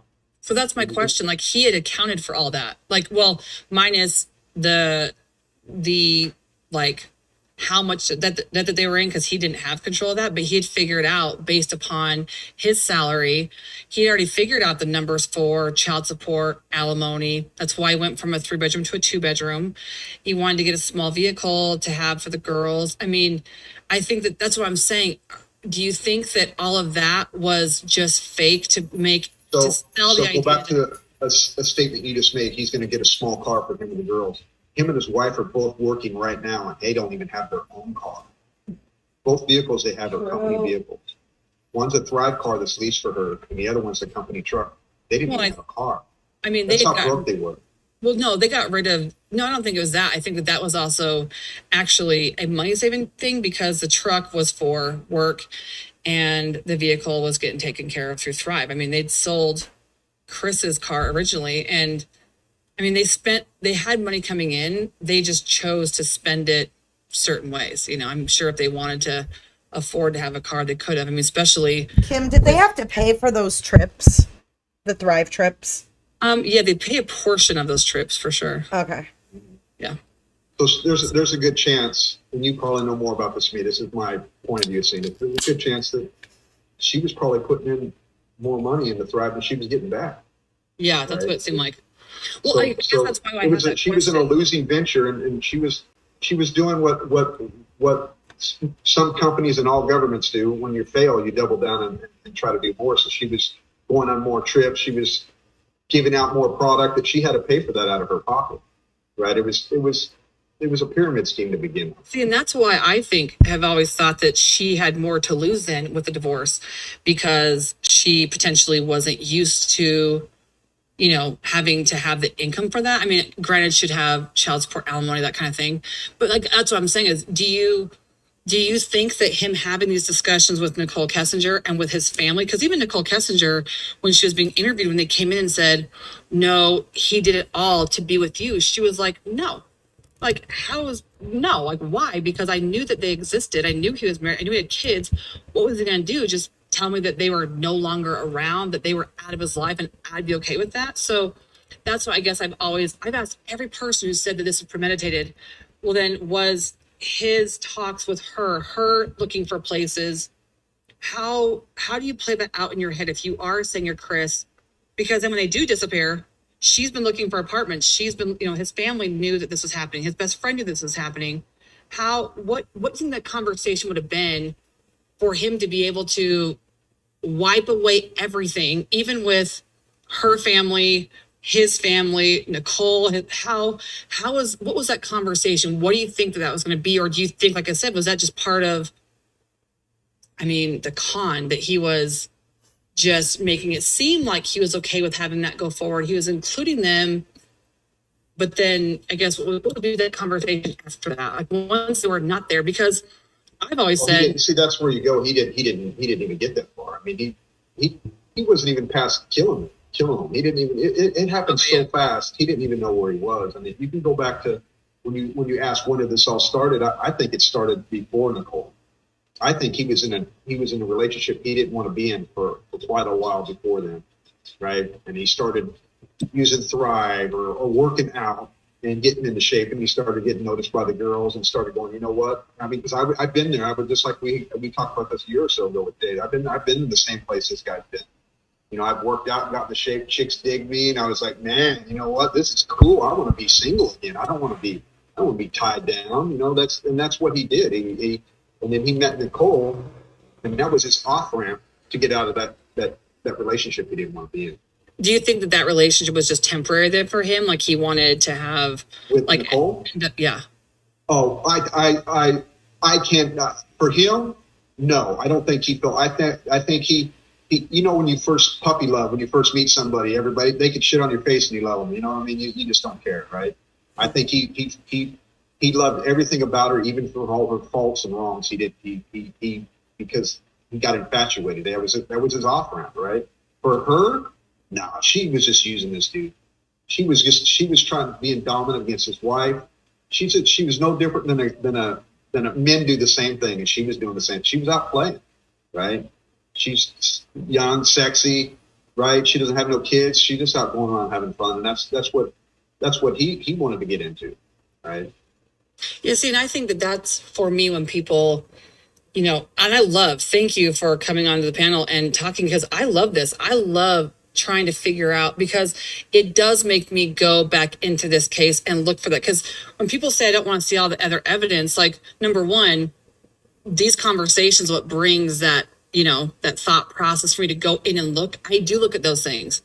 I just happen to, with what is there, what I know from his personality, because that's the hardest thing for people to do, is to look at this case from who he is. I mean, we've heard a lot about how she was, but how Chris is, like his lack of emotion. Well, if you know Chris, I've said this 1,000 times. If he got on that front porch that day and was crying his eyes out, I'd be like, guilty, because that wasn't his natural response to, you even see his dad in the police station being told this has happened. And he does have that one, like, oh, like God almighty son moment. But then you see him, the exact same thing Chris does is in trauma, just right back into taking care of business. He had to talk to his daughter. He was doing all these, just next, even goes back home to North Carolina and goes back to work. So, I think a lot of people need to look more into who Chris, besides like, oh, he's a narcissist and throwing these labels. Okay, well, perfect. Get rid of those labels for a second, but then look at his actual behavior. And then try to understand if you're looking from Chris's standpoint, because I've heard everyone say, I haven't looked at Shanann's standpoint. Well, how many people on Shanann's side have ever looked at Chris's and tried to figure out why he did what he did or how that would have happened, besides just the emotional, like, he's a narcissist and he's dumb, like it's. Well, and everybody's used to being brainwashed by what we're told how he was Right. before all this happened. He was a great guy. He was a great dad. That's what you've seen on Facebook. That's probably what you've seen on Twitter. That was all facade, right? That was all for her business. They were the greatest family. They were taking pictures. They were going on trips. But the reality was they were arguing and fighting all the time. And they had one of the biggest problems that a family can have. And that's a money problem. Money problems will destroy your family. Right? I have a question about that. It will overcome love in a New York. I have a question for right? Prepper too when you're done, Kim. I have a question about that. So I think what you just said was that he was only kind because of Thrive, because of the facade. So do you think that when the camera was off, because he don't like to be in that anyways, but when that was off, do you think that he turned into a jerk, that he wasn't with the kids or he didn't take care of them? Are you saying you only think it was when the camera was on? Yeah. I'm not saying that he was a mean, violent person. She came off as more as the dominator in the relationship. Okay. But I'm going to say that their life wasn't that happy, right? What you, all the smiles and everything you see in her face, that wasn't real. Right, it was staged. It was definitely staged. Their life was staged. They had a stressful. I'm telling you, money problems will stress you out. I'm sure we've all had it, right? And even in the good times, you got money problems. It stresses you out. It keeps you up at night. You don't sleep good. Well, we know it was staged, and we know that they were in debt up to their eyeballs. So when any family is in debt, even if, the woman is hiding and the husband doesn't know fully what she's spent, that woman is sick to her stomach. And she's trying to figure out how in the hell she's going to get caught up. I've been in her shoes before, so I admit it. I did when I was in my 20s. My husband at the time had his own business, and we made a lot of money, and we spent a lot of money stupidly. But I've been in those shoes where you're like, oh my God, how am I going to catch up? So knowing that, and then looking at their videos and looking at their photos, and also her texts where she's like, okay, when you're on the escalator, let me know so I can film the girls. Like, everything was staged and was a show. Just like the announcement of the baby to the girls. You see the first one she made, the girls went, they didn't really care. They didn't really make a reaction when she said, Mommy's got a baby in her belly. Then she redid it. And they were like, yay. And they both kicked their legs at the same time. It was so staged. So I don't know if that's what Prepper means, but that's where I think it was staged. I don't think when the camera went off, Chris was like, grr, like turned into the Incredible Hulk. I don't think as soon as the camera went off, they went like Incredible Hulk, Yeah. No, I don't think they had that. I don't think they had that type of relationship. I don't think they had a physical relationship. I think they argued and verbally fought, just like most couples do, but I think they did it even more. Demeaning demeaning. I'm going to give you my best instance. They weren't compatible. They didn't come off as a compatible couple. No, they weren't. Which brings me to a question I want to ask you, Prepper, about the fact that Chris did not talk to his family for 2 years after the marriage, after the family didn't go to the wedding and the whole shebang before the wedding, which led to that. He didn't speak to them for 2 years because Shanann didn't allow him to. And Jay, yes. I'll say this. I don't think it was 2 years. I think that they said like 8 months, like literally. I thought it was 2 years. So okay, where do you base off Shanann told him that? You don't think that he could have made his own? No, I think he definitely could have and should have. I'm not saying he couldn't. But I'm just asking where are you getting the? She told him not to, right? Because I'm going through. I'm not going to get into detail. I don't know. I don't know who that came from. But hold on. I haven't talked to my dad in 5 years. But it has nothing to do with my wife. So I'm going to see you talk about me and him are in the same spot. I want to say that came from the Watts family, but I don't know for certain. But I guess just to kind of even that out, I guess you could pull that also from, her text messages from the nut situation. I mean, she didn't want Chris talking to his family. But this was even prior, though, Kim. There was a time, before. So the only reason they got back in touch was because she became pregnant with Bella. So I don't know, how that came to fruition where he called and they got back in touch and put everything behind him. But Prepper, coming from a man, I want to look from the outside. I want to look from the outside and not take Shannon's side and not take the Watts family side. Yeah, I want to ask you just as a man. So you look at who didn't like who from the beginning. They didn't like her from the beginning. So they could say all the bad stuff they want about her all day long, that she stopped them from talking to Chris or whatever, right? So I think that kind of take some stuff by her family. I think her family also said that it was mutual. Like, I think it was, by no means do I think it was one-sided. I think that was very well talked about. It was both. Regardless, really, I mean, it really doesn't matter. The fact that when they didn't talk for whatever, if it was 8 months, in her text messages, I mean, she does direct Chris, like, you better call your dad and tell him now. Like, I do think that, like you said, she was dominant and she wore the pants. And I think that he pretty much did what she wanted him to do. Yeah. To avoid, just being nagged at about it. You know what I'm saying? I'm not saying he didn't have his own free will. I'm not saying that's it's what an his excuse. mom and dad, that's what his family did to him his whole life. And then he got with her and then she did the same thing. And lo and behold, with Nicole Kessinger, she was if they would have been together right now, she would be doing the exact same thing. He didn't learn from his mistakes, right? He would have been in the same miserable relationship right now with her as he was with Shanann. But what I want to ask you, Prepper, as a man, and knowing that he did cut off his family for whatever reason, let's assume that what we've heard is true. Let's just, for theory's sake, say that it was because, she said, they're not going to be in our lives anymore or whatnot. From a male's perspective, how do you think that would make a man feel? To be put in that position, or to B, have to make a decision between your family and your wife? I'm in the same position as him in a degree. The reason why I haven't talked about my dad is his attacks towards my wife. So I made that decision going, this is my wife. I'm going to be with her the rest of my life. She's the mother of my child. I'm not going to walk away from my wife and my kid because my dad's an asshole, right? Mm-hmm. Maybe he had that same progression right there himself. But it doesn't appear that his dad was an asshole or they had any problems in their relationship.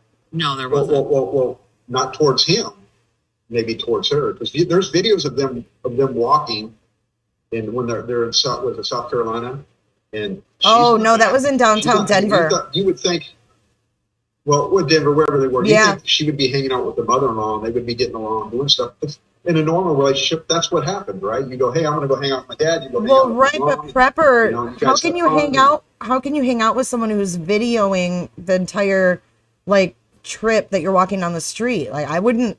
I'd just be like, Jay, I think that's critical what you're saying, because Prepper, I will say this. It sounds like a lot of your view on this case is based upon how you would act or how you think he would handle that. And that's the problem with Chris, is that I do believe that he is very unique and I say that all the time. I would have done this. I would have done that. And so in that relationship, when you're talking about, Chris could have talked to his family without her. Well, if you knew the relationship, it's not how it was. And is that right for him to just stop because she wanted him to, or to not, even hold on one second. Even when they were there for that week, he was only allowed to be there one day. And if you've seen the Discovery, you've seen her text messages. Like, she had a very strong presence in that relationship. And so that just wasn't Chris's nature to go against that. I mean, it was very hard for him. And people say he could have left his marriage. Well, that's what he was trying to do. He wanted to leave that marriage.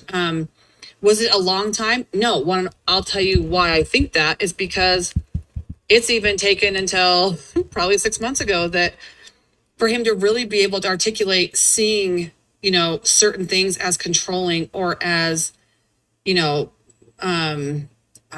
the different words you want to use for a personality that's different than his like that. It's like, so if you look at things from Chris's standpoint, from actually who he was, and see, people I think want to deny that so much and say and label his behavior as something as a mental disorder or, preparation for this murder. But if you just take all of that away, because to me, I think it's an emotional response for like being able to distance yourself from maybe what was reality. So if you just strip all of that away and really just look at his behavior potentially as that's who he was and this is who he is, then the case, it changes. Because I've talked to Chris since this happened, and I have a Zoom call with him tonight. And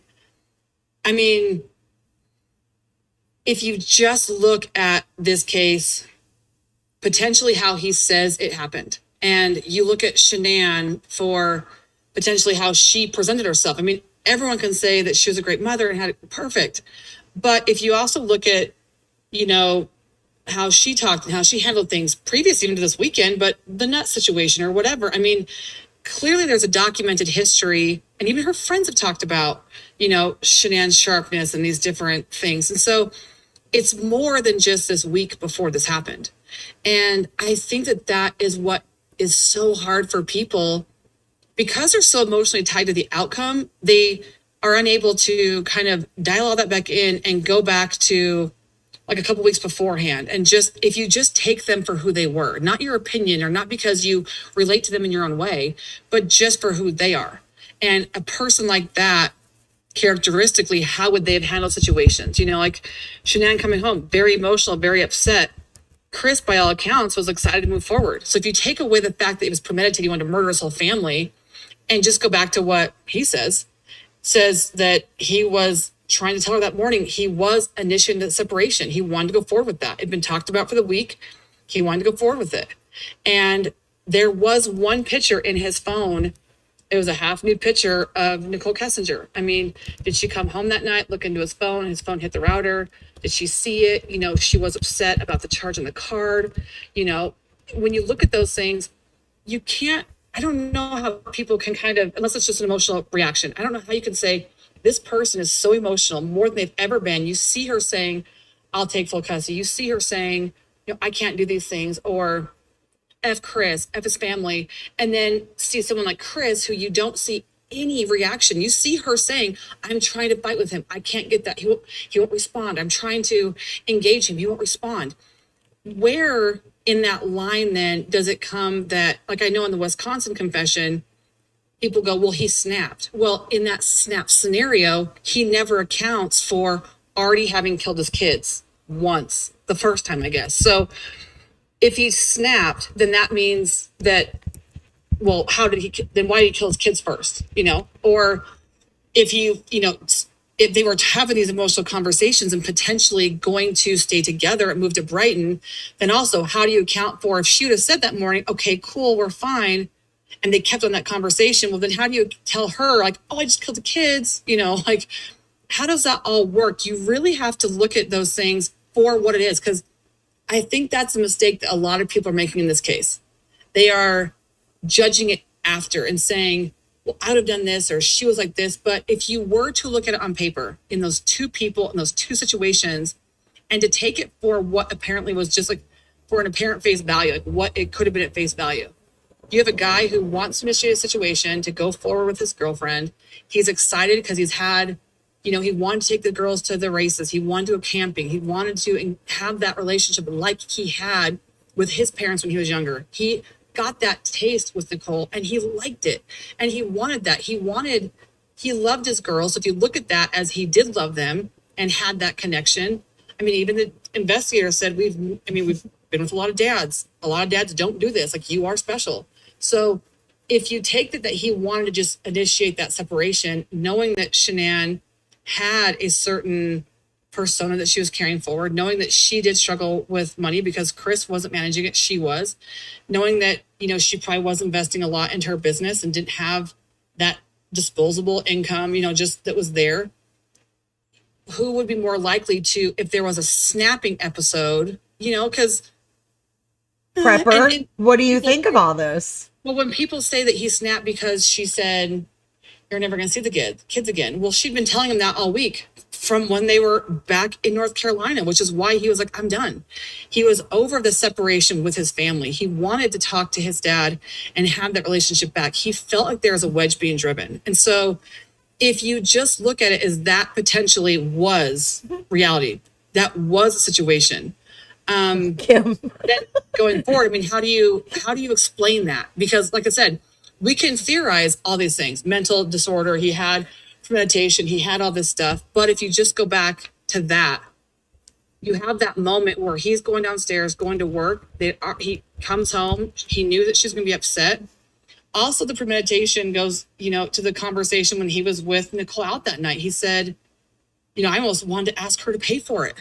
I think that's a very honest thing, because he was not just like arrogant, like, "Oh, I don't care, I'm leaving her." No, he was like nervous because he knew, crap, like she's gonna see this. Like he says that, like, "Oh my gosh, I wanted to just ask her to do it," So I think it's, I guess when you think about a case, you do have to go back to all those small details and explain them. You have to explain why he would have said that. Is that part of premeditation? Was that truth? You have to go through all these situations and account for them, because they are what got you to the end result, to that moment. And Chris even saying that they were having this emotional conversation. There was mascara on the pillow. So maybe she was emotional. Her friends said that she was highly emotional. They'd never seen her so distraught. So, she was pregnant too. When you're pregnant, right. You're right. emotional to begin with right there. So that's my point, is you come home, you're tired, you're exhausted, you've been with your girlfriends all weekend. You are definitely thinking your husband's having an affair.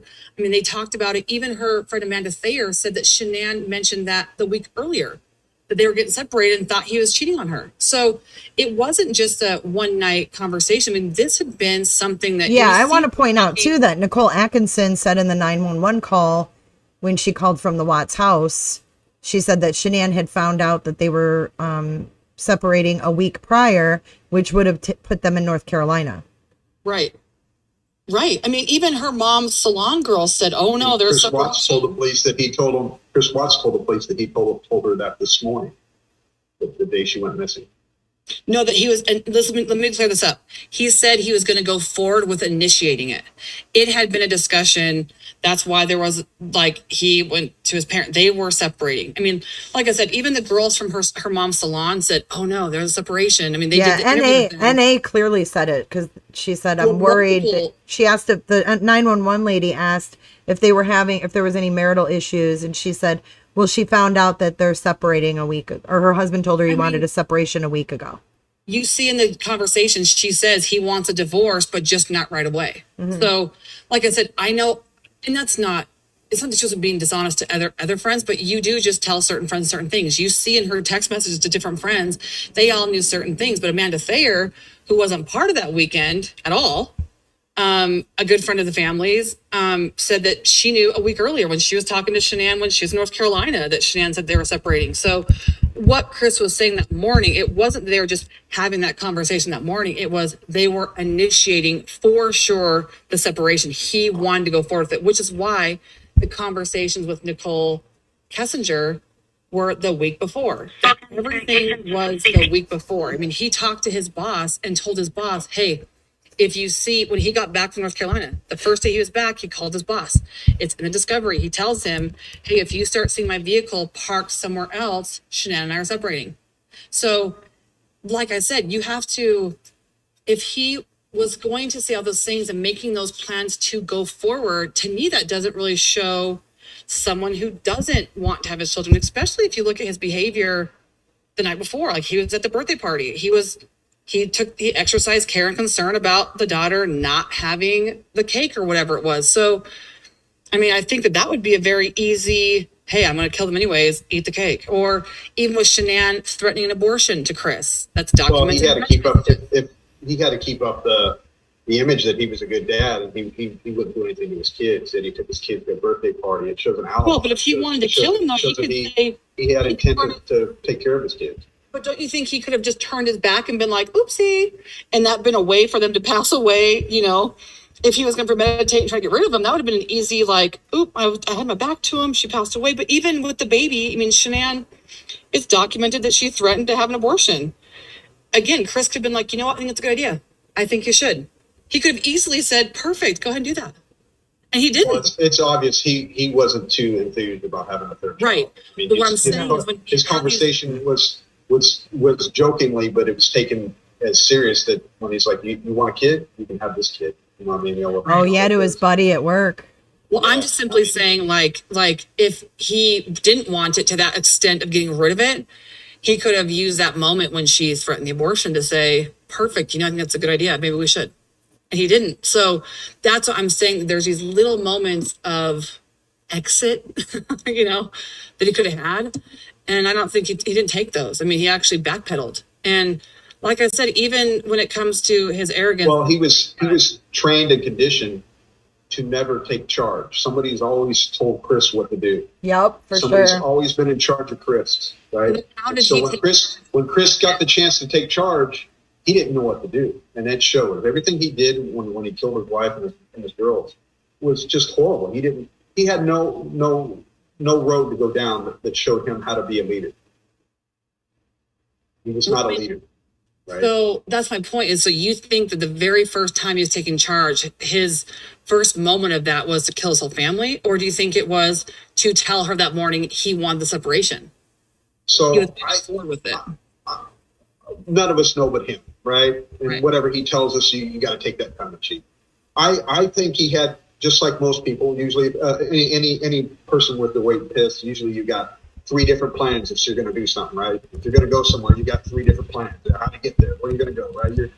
I think he was planning on, you could say, oh, I'm going to stay with my wife and endure it. I'm going to get a divorce. I'm going to kill her, right? I think maybe that morning there's 2 possibilities. One, that he had seriously planned what he was going to do. He could have killed the girls already.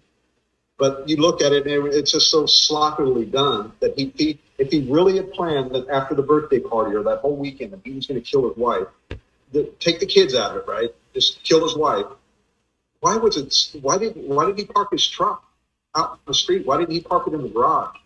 Right? Why did it take so long to do everything he took to do? It was he had a camera. He knew his next door neighbor had a security camera. I think So I'll say this. Like most likely is the scenario is it was part of one of his 5 or 10 or 15 plans was to kill his wife, and I think they did. They got to a heated argument, and he went into all those years of being under control under somebody's thumb. All that built up anger he had inside him, man. His pipe burst, and he let loose. And he went on a rage that he's never done before, and he probably still at this time can't even understand what he did. So I have a question about that. If that was true, then, and he wanted to have this life and wanted to get away with it, explain to me how someone like that would go to all of that trouble only to historically cave and not go through a trial and not try to fight it and not try to get away with it. Because to me, if he went through all that to do that, it does not make sense that he would then fold the cards. He's a weak-minded person. I mean, that's just the bottom line. He's a weak-minded person. He sat down with people that had dominance over him in an interrogation room, and they put him back into his underneath the thumb, and they controlled him. He had no strength, right? And there's probably another thing that most people have, not all. It's guilt, right? Guilt was chewing him up. He'd been up for 3 days. They knew it. They knew he wasn't going to sleep. They knew he was involved. And when you don't sleep, you get weak, right? Mm-hmm. And they broke him. They broke him just like you'd break a prisoner, right? You keep him up for a few days, but they didn't have to keep him up. He did it to himself. He wasn't eating. He wasn't sleeping. And he's a weak-minded person to begin with. So he broke down and he didn't even confess all the way, but he confessed that he killed his wife, right? Yeah. So I think that's where I have a struggle with that, because I feel like when you go to that side of it, looking at it, which like I said, I appreciate these conversations because it does make me look at it and it makes me question all these different things and how it applies. Because you do have to, in a criminal case, special charges, you've got to account for all these small things. And I just don't see both. I don't see how you can with 6 weeks, if he was building up all this strength to leave and he's got this plan to do it, that then He didn't have the balls. you would, but he, he had the balls. That but he happens every did. day. There's people living in relationships that have been married for 30, 40 years. One of them didn't have the balls to leave, and they couldn't stand it. They just endured it and just wrote it off and said, well, maybe the next time. But see, That's reality. Well, that's what I'm saying. I feel like that would be a very drastic, if someone like that, especially in an abusive relationship, they always say it's hard for them to leave. I mean, I guess I wonder why it's so hard for people to think, based upon all the emotions I was just talking about, why it is like literally impossible if you take them for what they were showing themselves to be, not who you think that they, but what they were showing themselves. You see all of Shan's texts, well, not all of them. You see the ones that they put out. You see her friends. You see her account. Knowing what she had to lose. And you see Chris's. I guess I don't understand why people go, "Oh no, cool. Like she was fine. She wasn't. Everyone had talked about Shanann's personality. And like I said, this is not to bash her, but she's part of this case. And it's critical that she is talked about and her behavior is talked about and her impulses are talked about, because you see her impulses. She discusses, like very much so, discusses her interactions and arguments with Chris, trying to engage him, and he wouldn't. I don't feel like that's look at it from her point of view, right? Now, I'm not here to defend her. Right. She's No, I a like wife. it. I love this She's a conversation. mom of 2 kids and one coming on, one down the road. I mean, she's trying to fight to keep her family together, right? Right, but don't you think that part of Chris building up to have this great climactic end, I mean, do you think it literally only started like an hour before she got home? Because like even Coder said, like, okay, so she had this, she snapped. Like something must have really changed, because he's talking in both confessions about having this emotional conversation, discussing where they're going to live, and all the details he talks about can be proven in the discovery. They're talking about potentially Brighton, all these different whatever. But then he says he snapped because she said you'll never see the kids again. But he does go on to say... Well, you got to look at it too. At some point, Nicole, in direct words or not, has told him to put up or shut up, right? It's show your cards. It's quit telling me what you're holding in your hand and play your hand. Are you gonna leave that woman and come with me, or are you gonna stay there? Because I got things I want to do, right? He was leaving. That's my point. She told him to go to North Carolina to have this discussion and figure it out. And obviously he's the kind of person that's gonna, he's not an argumentative person. So every time that Shanann gets to that point, he does kind of talk her back down as well. I think that was the purpose, like his family knew the purpose of that conversation that morning. I mean, Chris himself in the Wisconsin interview, if you want to pull something from that, is he knew based on their conversation that he was nervous he wasn't going to see them again this morning, whether it was he was going to be locked out of the house or she was going to take him, somewhere else. I mean, so, and he's discussing not wanting to make a scene. So you have to think about the psychology of people like that. How do they have the thought to say, I would be nervous to make a scene, at the same time that person has the same thought, I'm murdering my whole family? Because so I don't buy into that she told him you're never going to see the kids, and that's why he killed them. I mean, that doesn't make any sense to me. You'd have to be pretty insane to do that. I don't think the guy was insane, and I don't think he was a madman either. I think he just flipped. But I don't go with that analogy or that theory that she used that against him, that she was going to kill the kids or not kill the kids. She was going to take the kids away from him, and you're never going to see the kids again. And he killed them. I just don't see that being. Now I can see her saying that, but that she's going to take the kids, but I don't see him killing the kids because of that. Right. I mean, and like I said, even those kids, one of those kids seen something, heard something, or he just lost it. Because I'm telling you, man, I'm from being in the divorces and knowing so many people that have, and it's not just my experience. You're talking about how people live. Those kids, he didn't care about those kids. I don't care what people say. He wasn't a good dad. He didn't love those kids. He wasn't a good father because he killed them. And his actions tell me everything. Everything about those kids, he might have loved them. Don't get me wrong, but he didn't care about those kids. There's nobody on this green earth that's going to convince me of that. Because you know why? He murdered those kids. There is no justification. There is no love for that. You don't kill your kids to save them. Okay, I have a question about that then. If you think and you're set on that he murdered him, do you think he murdered them once at the house and second time at the oil site? How do you think that happened? What do you think? Do you think they were alive when they left the house? There's those videos. I was the first one to show Jay that when I found it years or so ago. There's those close-up videos, and you could, some people speculate that you could tell he's dragging her to the car, right? He's dragging her to the car. There's one he's stepping backwards, he's digging in deep.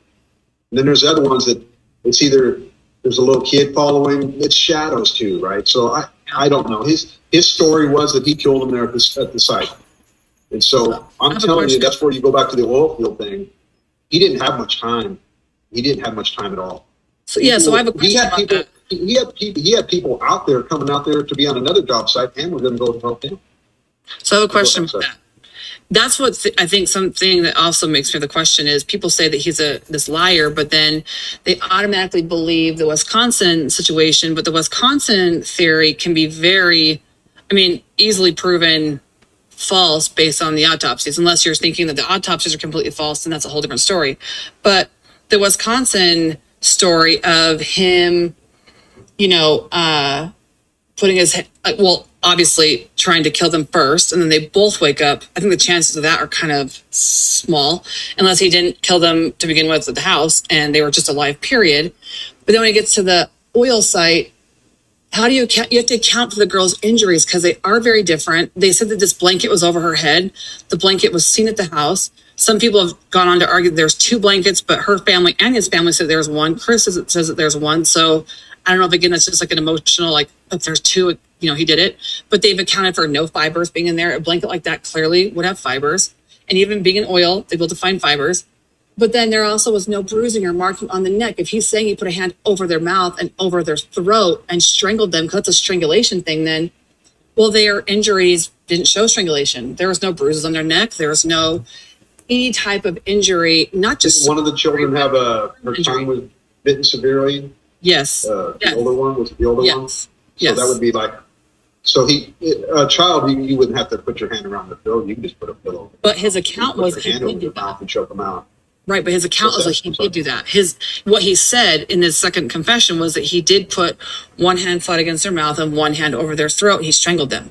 So that's, I guess, what I'm saying is, if you, because that's my point, is if people don't believe his first confession because he's a liar.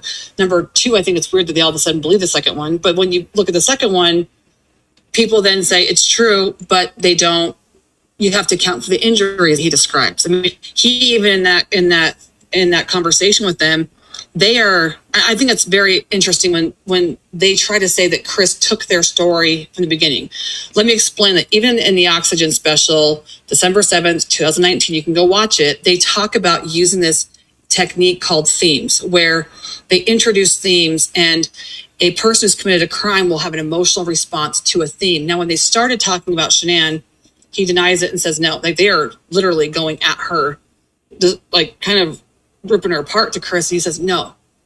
They talk about a ball peen hammer situation with a guy. Obviously, that wasn't an emotional response. It didn't happen. He did have an emotional response to the third theme, which was a woman who had hurt her children. And he says, why? Why would she do that? Then Chris asks for his dad to come in. The second technique that they used was they have said multiple times, even on that, we knew if Chris was ever going to tell the truth, he would tell his father. Chris was asking for his dad, and then he told him this story. So you have to even question what you're hearing from investigators when they're saying that we have these two themes that we know have a proven track record of working, that they're very confident in. Well, by all accounts, it worked. What they said worked. They just didn't happen to like what came out of his mouth. Tammy Lee says that specifically in that interview in December. She said, I was protective of Shanann. I didn't like hearing that. She even says, after Chris confesses to her, she's like, so you're okay with me going out to the media and saying that she did this? And she says, yes, I didn't hurt my girls. And she asks him again, only for two high-ranking officials now come out to the press and say that Chris confessed to killing his whole family, which wasn't true. So why the need to lie? If they have these two techniques that she's so trained in and she got him to speak, then how do you deny that actually worked if it's supposed to work and you're supposed to be so good at it? Then to go to Wisconsin and remember in the very first one, she wasn't telling him the details. So he had to make up in that 6 minutes that he had that emotional, reaction to his dad coming in. He had to think about his story, not just that Shanann did it, but when they all showed the up the first details time, the first time they showed up, he didn't know they were coming. He was surprised by it. Right? So that was the second one in Wisconsin. Yeah, he didn't. That was the second one? Right. Yeah. So the first one was in Colorado when he talked to his dad. So I guess that's my point. Yeah. When you go to Wisconsin, they said that they put that in Chris's head, but my point is they didn't put the details of the crime. They just put a woman hurt the kids. So he says he wants to talk to his dad. He has to come up with all those intricate details. And you have to, when a crime is happening, you have to account for those. Like, how would someone say those and why would they? And is there evidence to back it up or disprove it? But then you go to Wisconsin and you do have these two investigators giving him details, specific details about the case. He's talking about, the bloodshot eyes. Did Chris, did you see those? And Chris says no. He at first, when the interrogation's beginning, he's like, barely says anything. Then as it goes on, he says, and I made a video about this, he says, when you mentioned the bloodshot eyes earlier, this is when I saw it. He's talking about when he's covering up the dirt over Shanann. But on the autopsy, there's zero petechiae in Shanann's eyes. It didn't happen. It wasn't there. He goes on to discuss these details. Tammy Lee specifically asked Chris if he puts his fingers to Bella's mouth and pushes down.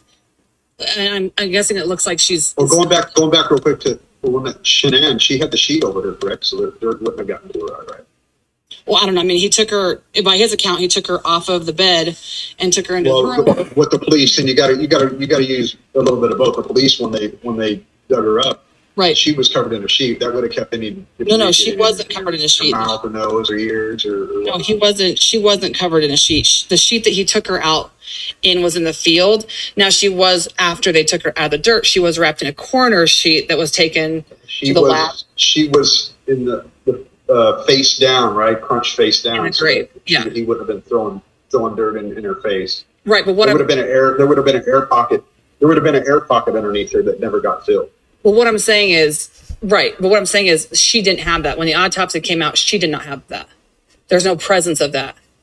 Bella had it in hers, but Shanann didn't. And so that's what I'm saying is that detail that they brought up to him and that he accounts for seeing was disproven. And I had the autopsy, I have imagery, all that stuff on my channel if you want to go look at it.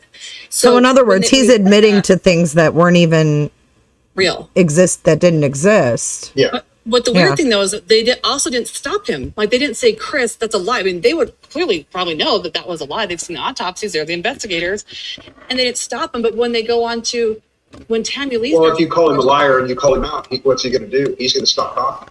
Well, but here's my point. So you just got to take what he says and then evaluate it later, and then go back and re-interview him again. But they go forward to say that that's the truth, that they believe that that's the truth, that what he said to them was the truth. And I think that's my point, is that's what's so confusing to people is, if that's the truth, then what? I mean, that's not the truth. It's not showing that. And what I'm trying to say is, when she talks to him about Bella's injuries, he has a lot of questions about that, because people have this false perception that he knew all this, that the defense had evidence, and they didn't. And so Chris didn't really understand the injuries to Bella and was trying to clarify with her.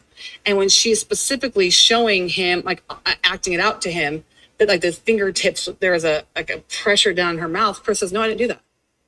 So if he's trying to tell the truth, he'd need to account for that, but he doesn't even admit to that being what happened. And Tammy Lee is saying, well, that's what happened. There's the adjacent bruises by your frenulum, fingertip pressure.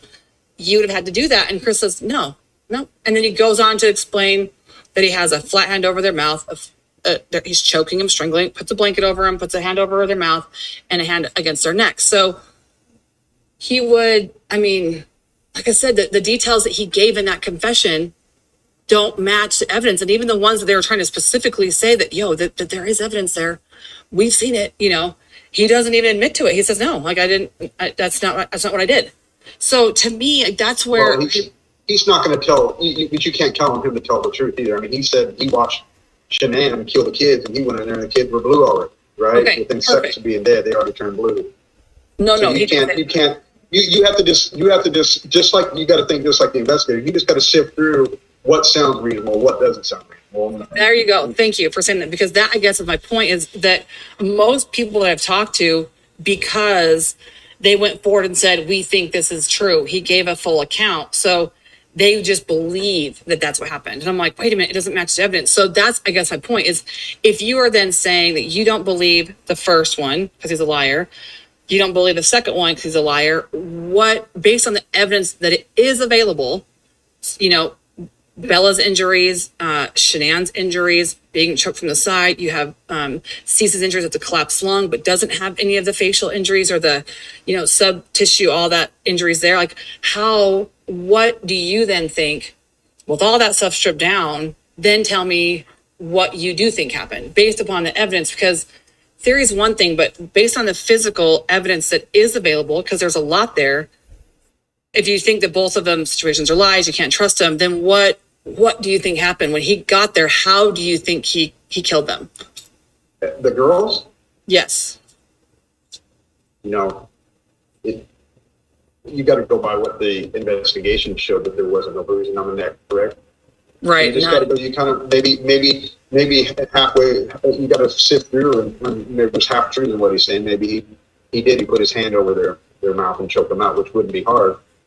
As far as his wife, she didn't even put up a struggle, right? He had no marks on him whatsoever. I mean, so these people weren't prepared for what he was going to do. I have a question. Think the kids knew. I don't think he killed one kid in front of another kid. I don't either. Have you seen my reenactment video at all on my channel? No, I have not. I'd be interested to have you see that, because I get this a lot. Like, okay, because I actually match Chris's audio with the video when they released it, which is very abnormal for when they release confession videos. They don't typically scramble it. You know, they release the video, and they scrambled Chris's. They changed the laying down of the audio and video so it doesn't match.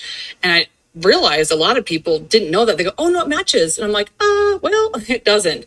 So I actually matched. I split them apart, rematched them, so you can see Chris give a very, very detailed account for what he saw. Now, I think you just mentioned that he said the baby monitor, he saw them blue. It's not true. That was put in the narrative out there, but I actually that's he's seen the kids himself. I'm going by his original story when he was talking to the investigators. Yes. That he's seen her choking the kids out on the baby monitor, and he went in there, and I forget, Bella or Cece, whichever room he was in at the time, was already blue. I mean, you don't turn blue that quickly. There you go. Well, no, right. When you are being suffocated and being choked. He also made a statement that the girls were alive. He said the girls were alive in the truck, and that the smell of death coming off her, the kids were asking what that was about, something to that effect. And she wouldn't have had that smell of death already. Now, she might have had fecal matter and urine because your body, you had no control over that anymore. You're still going to go to the bathroom. You know? Well, then he said a skunk, so it might have been a skunk. Well, see, the question I have is, like, Nicole Kessinger said. No, the kids kept saying that why does mommy stink? I think he was saying, mommy stinks. Why does she stink? And he was on taking her to the hospital. No, I think in that he actually clarifies. He does say it. I personally think he killed the kids at home. I don't think the kids would have been able to tell if mommy stunk or not. Well, yeah. What I'm saying with Nicole, I don't either. You do think he killed them at home? No, I said I don't. I think he did. I think he killed the kids at home. Okay, so then you're not one of the people that believe the shadow theory, then, right? Or do you? That a kid walked up. I watched it, and I'm not disagreeing and saying it's not right. It's still a huge possibility. Yeah. Especially you got again the half truths. I mean, he kind of maybe told half the story. He might have lived, right? I mean, and it goes to it. Why would he bring their blankets and toys or whatever there? So okay, but my question is about the shadow theory. About the shadow theory, Frankie Rusek said that they saw on camera him throwing the babies in the back seat like trash. So was there another video from the Ring doorbell that wasn't released? Yeah, I guess that is my question there, is he did put a statement out that the DA showed him, the family, a different video that was not released because it was too graphic of him taking them to the truck. Yeah. basically He said Derek. like garbage. He said loading him like garbage. So what, is there another video? That would have been the doorbell camera, yeah. So See, that's my question, yeah. is that it was this family coming out with that. I mean, I don't think that when this case first happened, Frankie to say that, I mean, I even have the screenshot of him, of that comment. It was sent to me. That to me is a very detailed thing for him to say that they showed us this video. You guys haven't seen, it's too graphic. But then they do, because of the trash bags found, his dad, his mother, even the DA and Frankie all say, you took them out like trash. That right there is telling you supposedly that the DA, because that matches the DA's thing, there's a video of him taking 3 bodies out to the truck. So if they saw video that, could not be the ring door. That video could not be the door camera. why couldn't it? Because there's only, there's like one alarm going off one alarm goes off when she gets home, and not the next time until her friend shows up to the house looking for her. But we don't know. Wasn't nothing. The only alarms they got were the basement door at 5:30, whatever in the morning. I don't know that we know that they. No. What I'm saying is it picked her up walking in, right? That same view where Atkinson pulls in you would be able to see him loading his truck in that same view. Well, and I don't know that they don't have a view from the neighbor's camera. Frankie didn't specifically say which camera it is. Yeah, no, I was just assuming. Out with such a bold statement that they were shown, the family was shown this. I mean, I guess was Frankie lying? You know, that's where all this stuff is so weird, because they were so sure of it being this way, only for it to change. And like I said, Prepper, since you are someone who is on this channel, I would like you to go watch my video that number one, watch it where it's synced together. Where I'll put the link in chat for you, Prepper. Because Chris gives very specific details of exactly what happened, what he saw, where.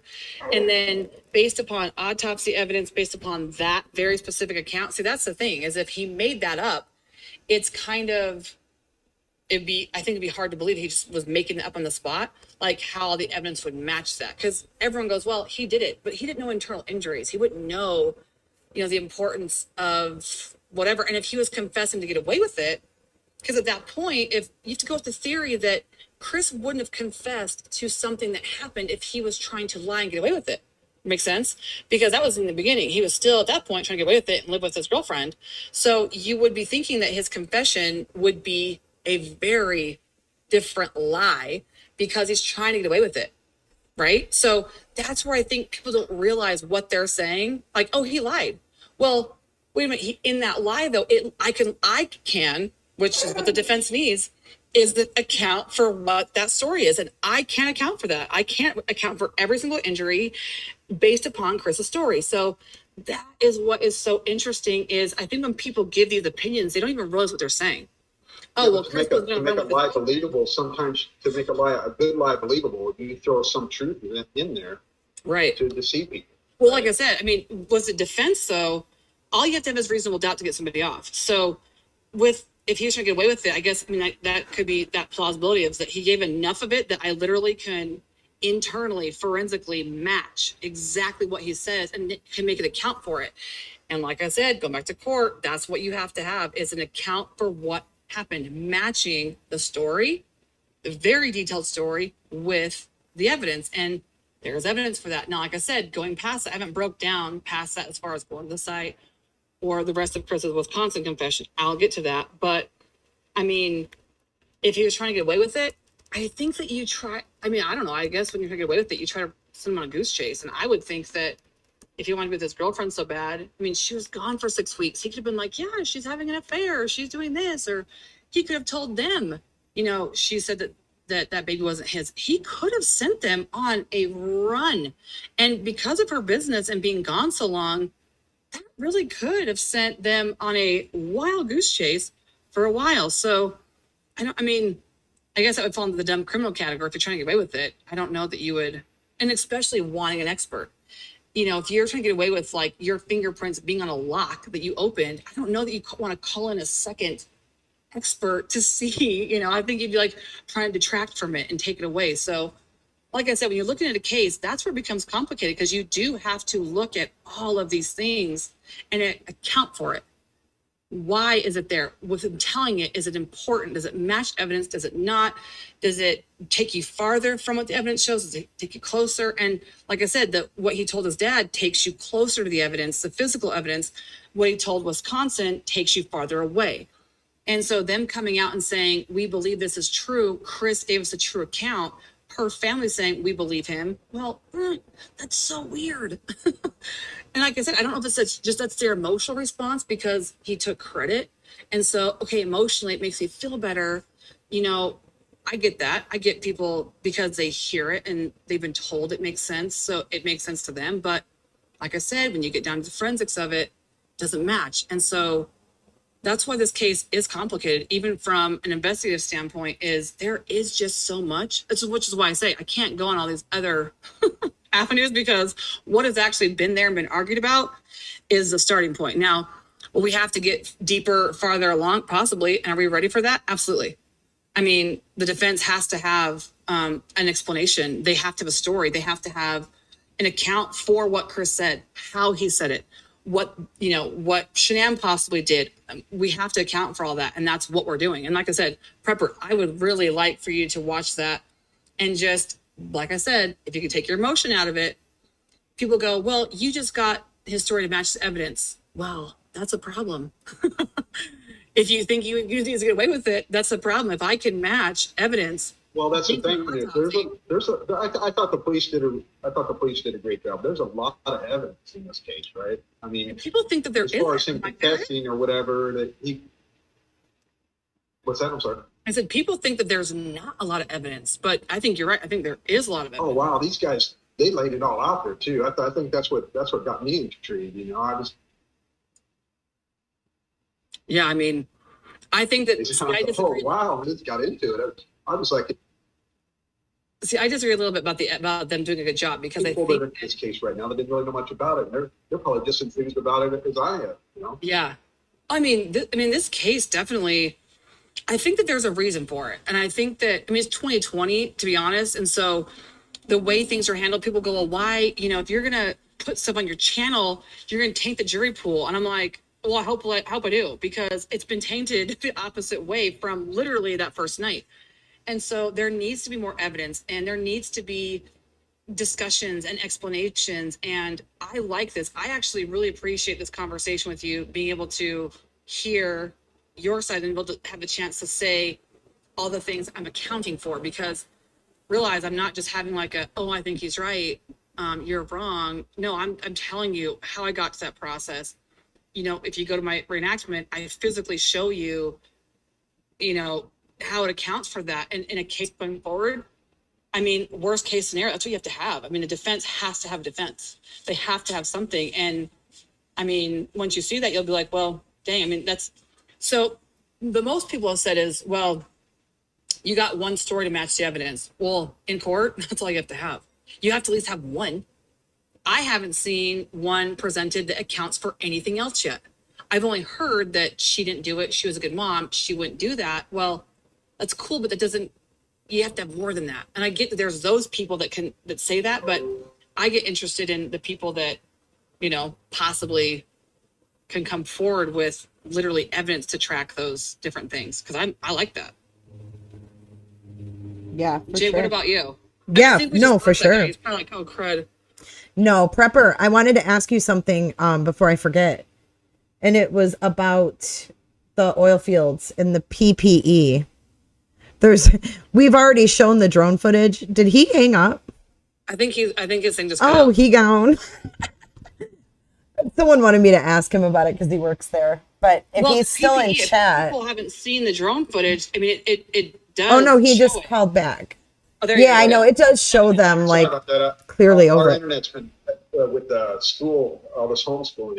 Okay, Prepper, time to get rid of AOL dial-up. I'm on 2.4.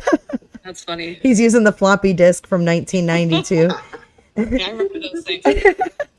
No, we've already gone over this, but someone wanted to know because you actually work in the field. PPE needed to open those thief hatches. I answered that in your video the other day. So you have basic PPE. PPE is personal protective equipment. So to work in the oil field, just to be on the lease, you have to wear standard things like a hard hat, safety glasses. You have to wear what's called FR clothing. It could be a long sleeve shirt that's really tight, cotton fibers and pants. Oh, you there? You there, Dave? Prepper. I can hear you. Hello? You were a robot for a second, but you're okay now. So and then you got to wear your FR clothes. You got to wear shirt and pants. It's just fire resistant clothes. Steel-toed shoes. It could be boots or tennis shoes. Only got steel toes. And to go up that tank, you would probably have to wear a pair of clean, dry gloves. So that tank is you wouldn't have to be under SCBA, the self-contained breathing apparatus. You wouldn't have to be under a mask. Yeah, it was stated in another video. I'm asking because it was stated in another video that if you open those hatches that you would inhale the fumes and die. So there's a gas called H2S, hydrogen sulfide gas. It's deadly, right? So that would be another part of your PPE. You wear a little monitor, a personalized monitor that would go off if that went above. If that hit 10 parts of H2S or higher, that tells you to get out of there. But that is not a high gas producing lease. And I can tell you that because they don't have a VRU, that's a vapor recovery. They're not pulling vapors off that tank, so it's not making a lot of gas. Okay. You're going to get a little whiff of H2S. That's just something we get when we open the tanks. It's not deadly or anything like that. It can be, but it just becomes part of your routine. It's you know which tank blows out more and which one doesn't. You know where you just don't put your face right over it. Yeah, that was an open facility right there. There was no restrictions. They would have had to up that stairway. They would have had a gate to lock on, and there would have been a sign on there telling them you can't go up there without these specific PPE guidelines. That's good to know. Yeah, they would have a warning. Most people haven't seen the drone footage, and I think that they should. Those are in the chat that haven't seen it.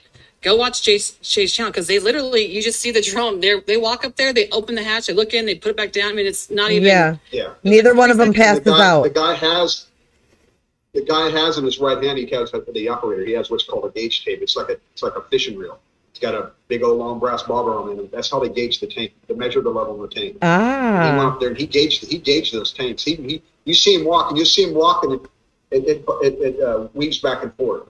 But the police officer that went up there, the investigator, he didn't have any PPE on. No, he didn't. And that's like I put the comment in there. He's a cop. Right. It's more like a OSHA thing, like company, like guidelines. They probably just, it would be like your mother-in-law coming to your house and she didn't take her shoes off and walked on the new carpet.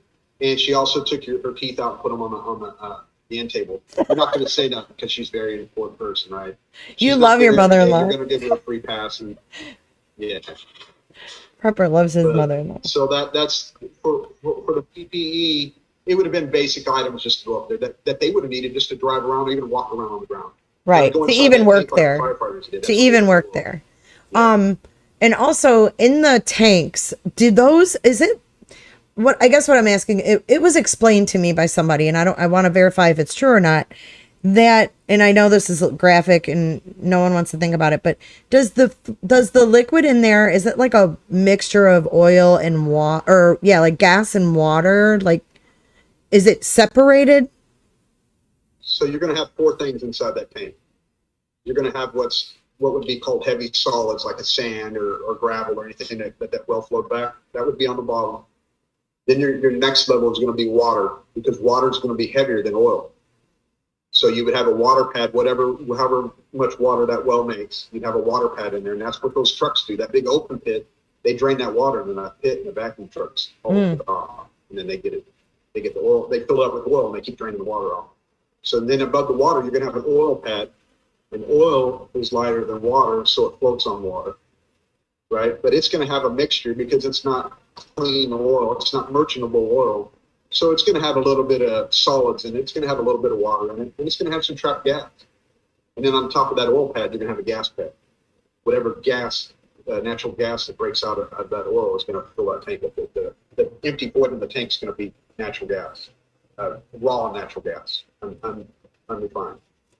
And human beings are not buoyant in oil. And so if there was 1 foot of oil in there and 8 foot of water, those kids would have went straight to the water pad. You never would have seen them from the top of the tank. You could have put a big light up there and looked, you never would have seen them because they would have sunk below the well pad. Even when their bodies bloated up, they would have bloated up to the top of the water pad, not the oil pad. So they wouldn't have necessarily, that mixture isn't constantly circulating in there? So the only way that it's going to be flowing is they got 2 tanks there. I don't know how their setup is, but the only time it's going to be mixing is going to be when that well's unloading and flowing in there, right?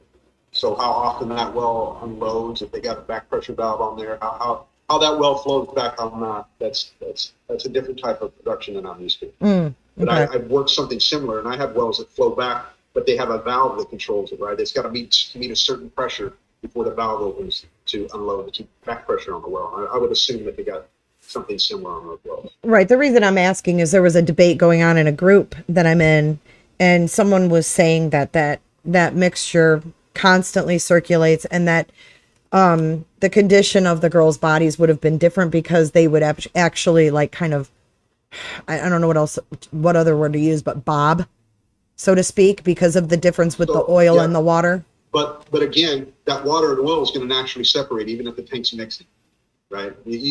Those wells are low flowing wells, and I can tell you that because there's nobody standing there watching those tanks all day. A guy just drives up there and checks them every now and then. That's all they're doing. So those aren't high volume wells. You're not putting a whole bunch of fluid in there. Okay. They're filling those tanks up probably once a week or once every 2 weeks. So those look like to be 500 barrel tanks. They weren't very big. So in your opinion, Prepper, they wouldn't fill them all the way to the top. So in your opinion, Prepper, well, we know the one that had Bella in it was 18 inches. Mm-hmm. There wasn't much fluid in there. But in your opinion, Prepper, if Chris hadn't admitted that they were in there, even when those tanks were checked, which I don't know what that entails, maybe you can tell us, do you think that those bodies would have been found in there? Immediately? That's why I say him putting those kids in there was a last resort. That was not part of the plan. There's 2 little shallow holes next to Mom that he dug. Somebody came down that road, whether it's coming directly to him or not, because sound travels. And it scared him, and he dropped those kids in the tank. But those tanks, at some point, the bodies were already deteriorating. They were already separating. The limbs would have came apart. The clothes would have came off the bodies. And then now it goes back to what I told you when those tanks, they got that open pit over there, right? You got the 2 tall tanks in that open pit. That's where they drain water in there. And either body parts would have started going in there, and somebody would have seen it because they got to put a vacuum truck hose in there. It would have plugged up their hose. And the guy would have took the hose off and found a foot or a hand. Or the valves that they opened coming directly off the tank would have been plugged up, and they would have been unable to get the fluid out of the tanks. And they would have had to shut that well down, shut that tank in, and go clean it. Yeah. So Chris would have known that because those bodies in there was not. Yeah, he was asked, when were those tanks going to be checked next? And I think he said in a couple weeks. So he was aware, Well, to be hauled off, yeah, they to be hauled off. How often did they haul them off? We said that. Oh, haul them off. I don't know your lingo, Prepper. What's that? I don't know your lingo, Prepper. Hey, I have a question. I literally cannot ever look at chat because I'm too ADD, so I always have everything closed down so I can focus. But I opened it for a second to look at this. Someone says, "Was the oil hot?" Do you know what the temperature of that oil would have been? So I'm going to say it's not because they don't have any. If it was warm and they wanted to contain that heat, they would insulate the pipes. They would insulate the tanks. There would be a aluminum looking foil to you, but it's a aluminum outside, and then on the inside they would have actual insulation that was strapped inside. And I think that's I think that's true because obviously if they would have been boiling hot water or oil, I think that would have been their condition. And that would have. And I'm not going to get into details here, but back I believe it was 2008. We had our wells are hot out here. Our wells flow back about 450 degrees. They're hot, and we had a vacuum truck driver drive over a wellhead. And by the time he got out of the truck and ran about 10 feet, the natural gas that came off that well made it to his truck and it ignited because there was enough oxygen in the air to go with that gas. And it blew him another 20 feet. And he laid inside that wellhead tank farm or that wellhead burner while that well flowed back 450 degree fluid and he boiled. When they took him apart, he was like boiled chicken. Oh my God. They picked him up in pieces. Well, one thing He was there less than 12 hours. I've also had people ask me before too is, Chris was on his phone as he was driving out there. So if the girls have been alive, that's a pretty risky thing. Them potentially hearing the girls. So I don't believe he was on his phone because as part of their policy, he cannot talk on the phone while he's driving. But I think that there was phone. It automatically picks up. Yeah, he can't talk on the phone while he's driving. They all made that statement. You listen to all his bosses and everybody. I think even Chris made that statement. It's against their kind. It's against our company policy. It goes into their system, the GPS system. If they use a phone that's tied into that truck, the computer picks it up and sends it to the safety department. They get a write-up. Interesting. We can't talk on our phone. That's one of our daily policies. You cannot talk on the phone. You have to pull over. You can't text. This all goes back to even me saying, if Chris had done anything else that day, I think he'd be guilty because he talked about there was no cameras in back. I said this to Jay before. I said, if Chris would have walked out to his vehicle by himself and left, I'd been like, guilty, because he had to do something, get him out there somehow, or he knew there was a GPS and he knew that there was a camera out front. He knew that there was a GPS in his truck. If he had, like I said, taken where he went in that truck, they knew where he went. Yeah. And to me, when someone goes, well, he was trying to get away with it, I'm like, well, I mean, by all accounts, Chris had a very high IQ, and if he was trying to get away with it, I feel like that would have been the last place he would have gone, because I think you made the comment earlier about the windows being tinted on the car. If he was wanting to do it, he should have killed her at 1:30 in the morning, put them all in the car and drove them somewhere. There was no GPS in the car. He could have disconnected that if it was, right? Yeah. Shut the phone, don't bring a phone, and go out in the middle of nowhere and drop them off.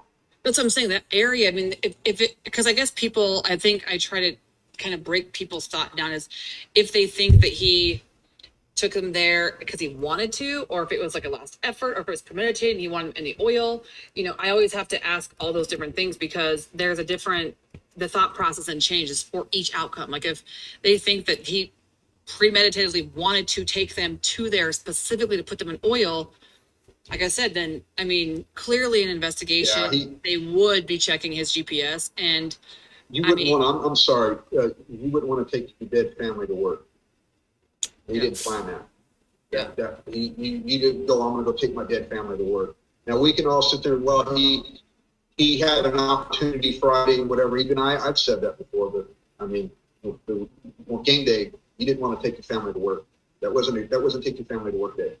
Right. Well, and I think he took his family to work. He had no other choice. He killed them or killed his wife, and then he had no other choice. I mean, he was being tracked. He couldn't go nowhere else. He had to take them to work.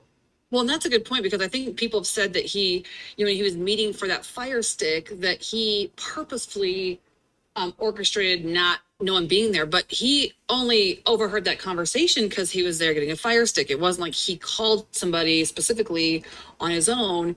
He just didn't when they were there. But that whole just, fire stick. Yeah, random. If he would have left 30 seconds earlier, he never would have known about that lead, right? So like I said, and that happens all the time, by the way. Somebody put a thing on there that he premeditated. I can see that. I'm not going to disagree with anybody on I appreciate people's thoughts. But no, that happens all the time. Line leaks happen all the time. Yeah. Especially when you've got pipes buried in the ground. Colorado gets wet all the time, so you got moist ground, so and carbon, steel, and water don't get along. They rot. Well, and like I said, I mean, if he was trying to get away with it, clearly he would not have left the sheet out there. He would not have left the rake out there, the bags out there. I think he got spooked. There's no doubt about it. The guy went out there. Whether he killed his kids out there or not was debatable. Yeah. But they were dead. And he was digging 2 holes for him because you could see this in that. You watch that video. There's 2 shallow holes right there. He was going to bury them, and somebody came down that road and he had to throw those kids in there. He was planning on coming back. So he thought he was no. He didn't plan on Nicole calling the police. He didn't plan on not coming to work the next day. He was probably going to come back the next day. But see, he was a freelancer.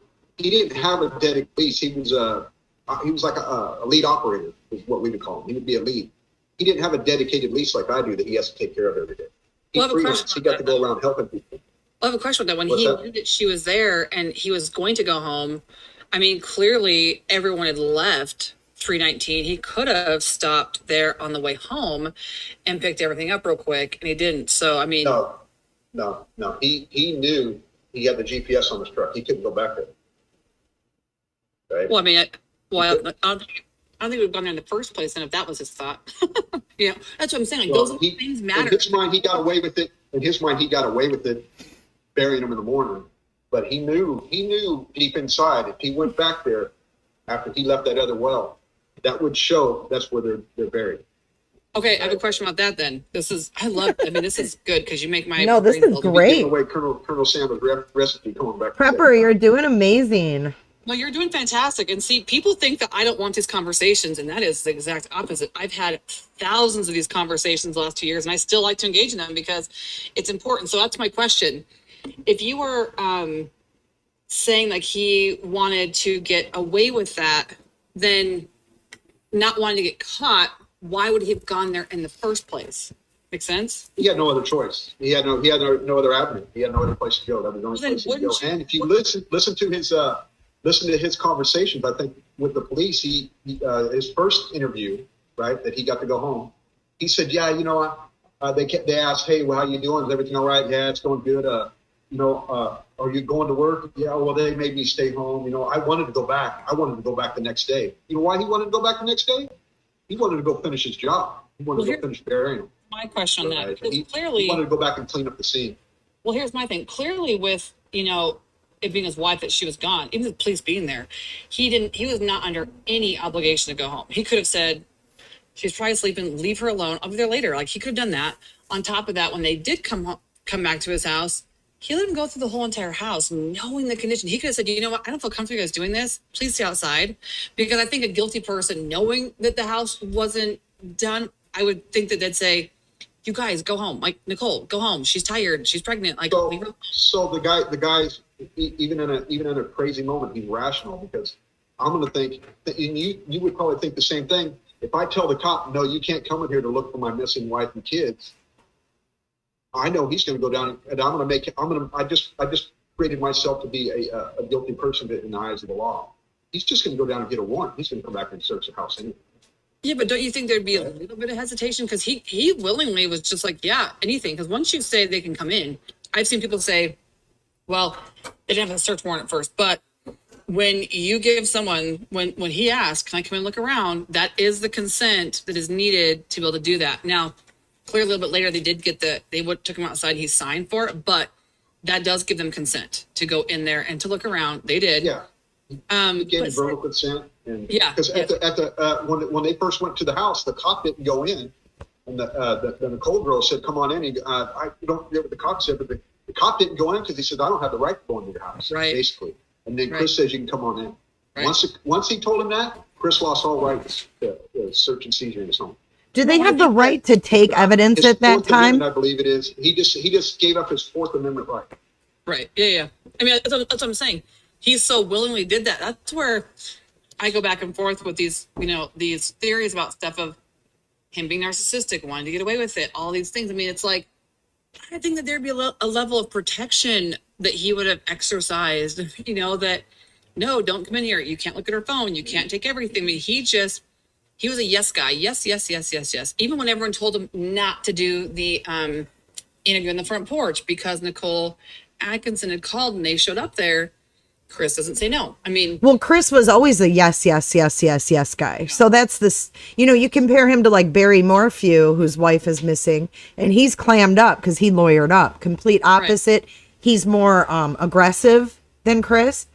So it just depends, I think, on their personalities too. Right. But as far as Nicole Atkinson calling the media, what I don't understand about... Go ahead, Prepper. Put yourself in Chris's shoes. He just murdered 3 people, not counting the unborn and the baby. He wants to look cooperative, right? He had a little bit of time before he went to work because it took a long time for him to go to work. But by the time he parked his truck out in the driveway, what did we figure that was like 45 minutes? And it don't take an old boy 45 minutes to get ready to go to work. No, it don't. Not a guy. A woman, maybe, not a guy. Not an oil field guy. No, We're in a hurry all the time. We're always in busy. Yeah, Chris made it sound fast. Like he didn't even shower because he showers when he gets home. It sounded fast. Yeah. So in his mind, he's going to be cooperative. That's his way to get out of this. I'm going to be cooperative. I'm not going to look guilty. I'm going to give him everything I can because he had a little bit of time to clean up.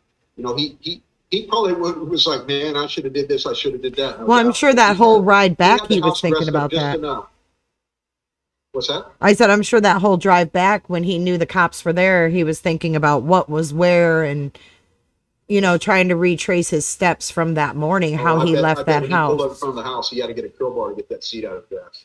Yeah. When I've talked to him, he doesn't, I mean. He take it didn't when you say he want, was like but panicking on the way home or it anything? doesn't even, yeah, it doesn't even, I mean, just. He doesn't even recall.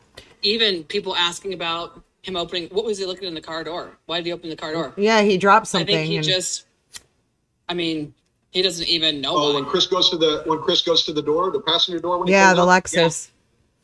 So that's he's got a bag, and that's where he keeps all his stuff over there. He's got a man bag over there, his old backpack, kitty bag, or whatever. That's where you have the garage door opener and the keys to the house. Some guys don't carry. There's some guys don't even carry their wallet because you're sitting. No, we're talking about the Lexus, not the truck. When he opens up the garage and he goes, then yeah. That was all for show. That was all for show. That was all for show. Well, he dropped He's trying to make it something. look like he's confused like everybody But else. He doesn't know Prepper, what's what do going you on. think? Prepper, what do you think about when, Chris finally opens that front door and they all walk in? How come none of them hollered for Shanann? How come NA didn't run upstairs to see if she was in her bedroom, if she was okay? Don't you think that was kind of a They've been bizarre ringing the entrance? doorbell for 2 hours. Right, but they thought she was passed out. I thought she was passed She out. could have been unconscious up there. Yeah. How come Little kids, so there was no sense of urgency to find her when they got in? I didn't Well, feel Terry, like. he makes a good point right there. What? He just said because it'd been there for about an hour and a half, total, like 40 minutes before, and then 35 minutes again. They didn't believe she was there. Well, then that's my point. Why, if they tried calling her so long and she didn't answer, then why were they still there trying to get in? If it wasn't to look around, like they said. Well, I think that moment called reality. Reality sets in, going, "Oh my God, you become." Because you don't do this every day, right? Not like a firefighter. They would be going calling for somebody, but you don't come into the house expecting to find a dead person every day. well, So but you're shocked. Prepper, remember when Nicole was on the phone with Sandy and they were walking in? She said, "Nicole, check the knives." Remember?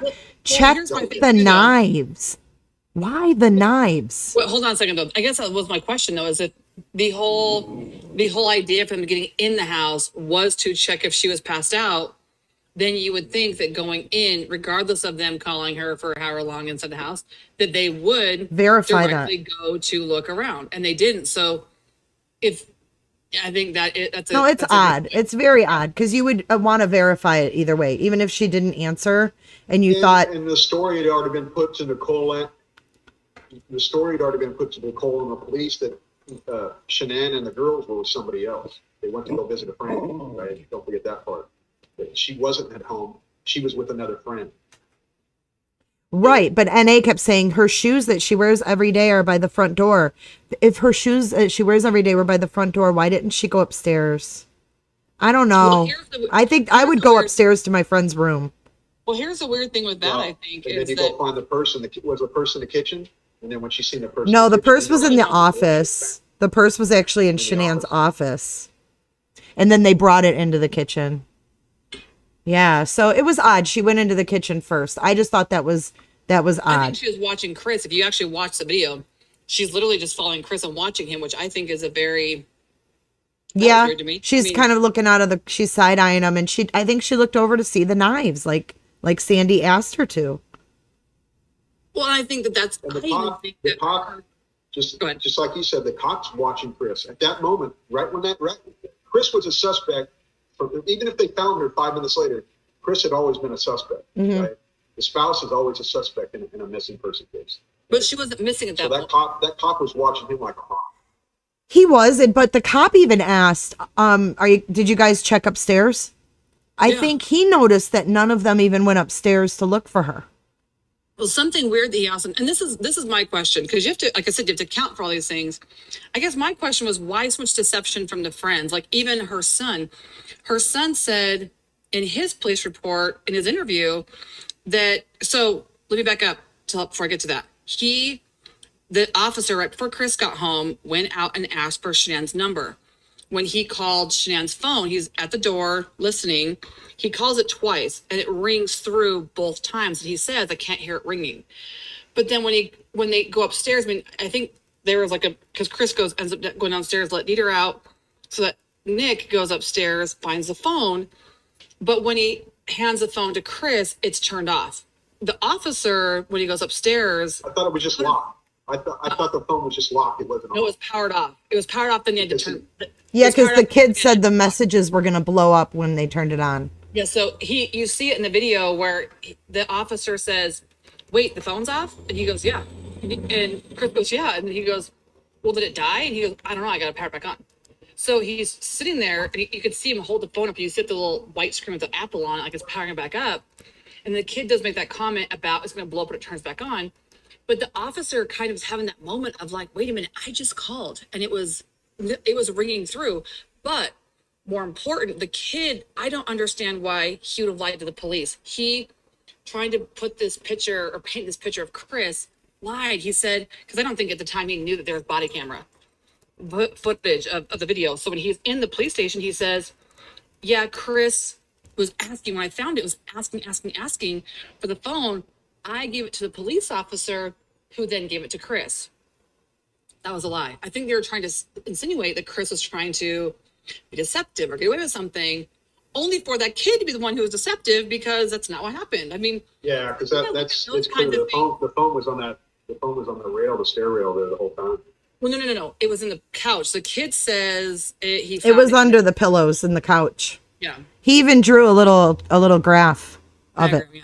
Yeah. So, but that's what's weird to me is why, even like Nicole Atkinson, and I get when you're calling 911, you're not trying to air everyone's laundry, because I don't think at the time she was thinking a murder had happened. But even her being deceptive, she made a comment at one point with Addie when they were upstairs after the phone.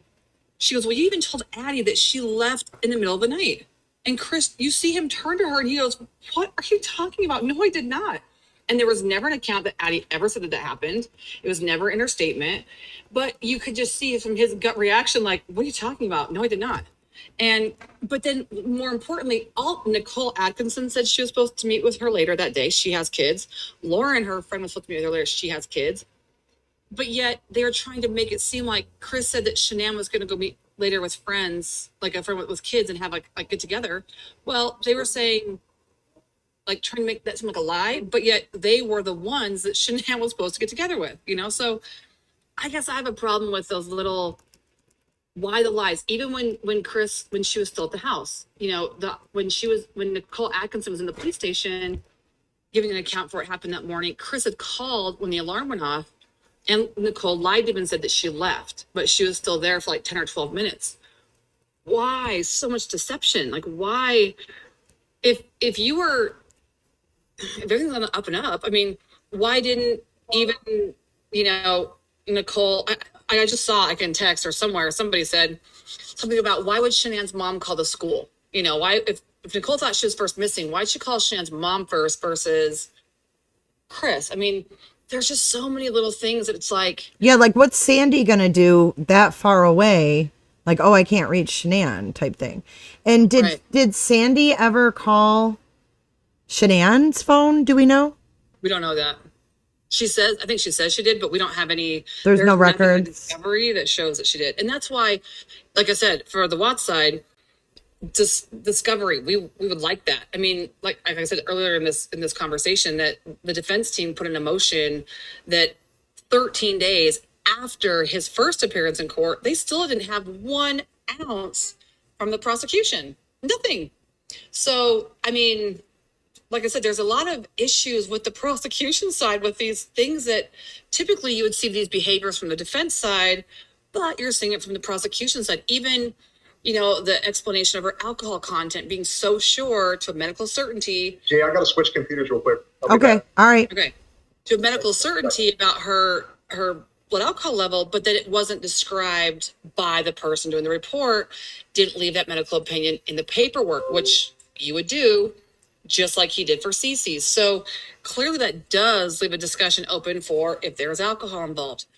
And then for him to go right away and call the friends. I mean, a lot of the friends made it seem like she didn't drink, or, ever, or that she didn't. I think one of them said. Didn't one of she them didn't say they have did a- have a glass of wine together though? One, Addie, I think she did.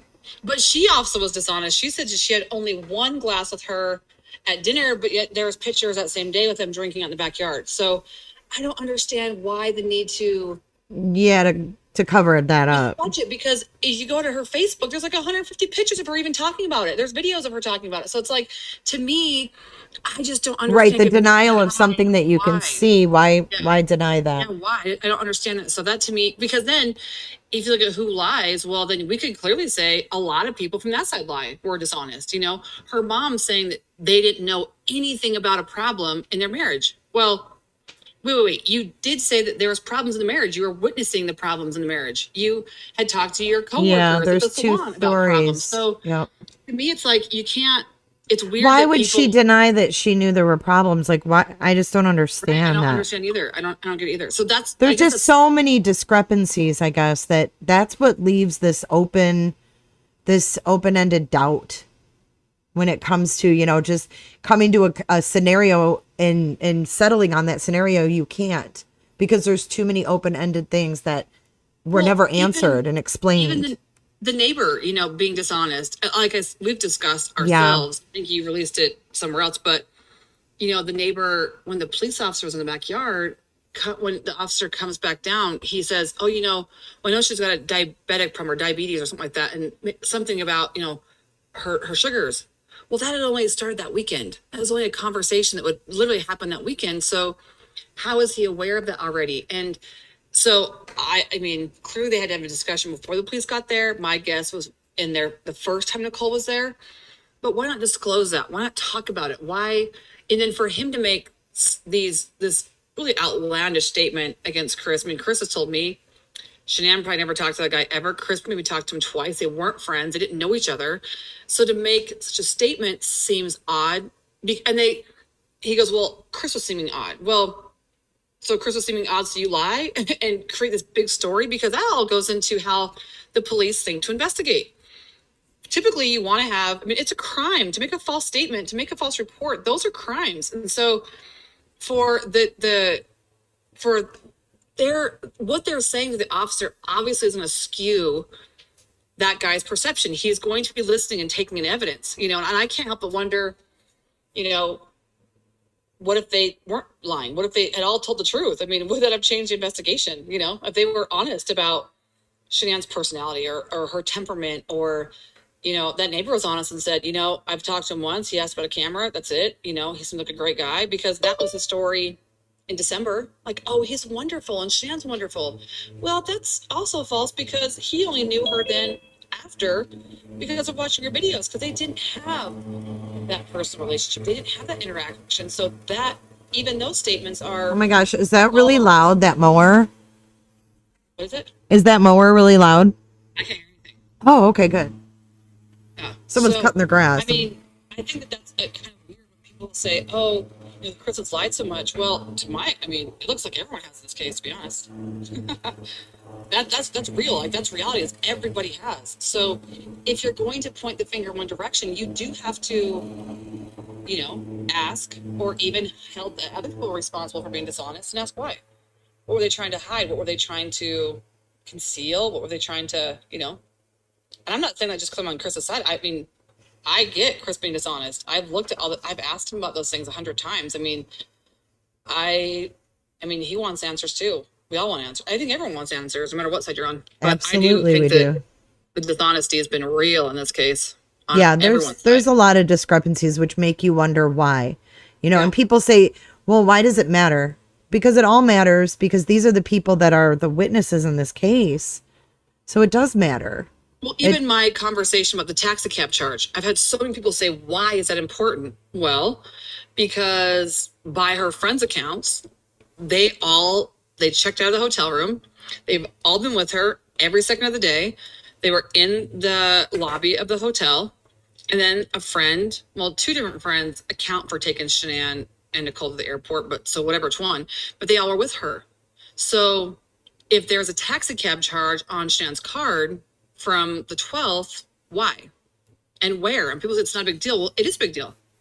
Because that could be from a lot of different things. Right. you know? That should have been looked into to see Absolutely. what it was a result of.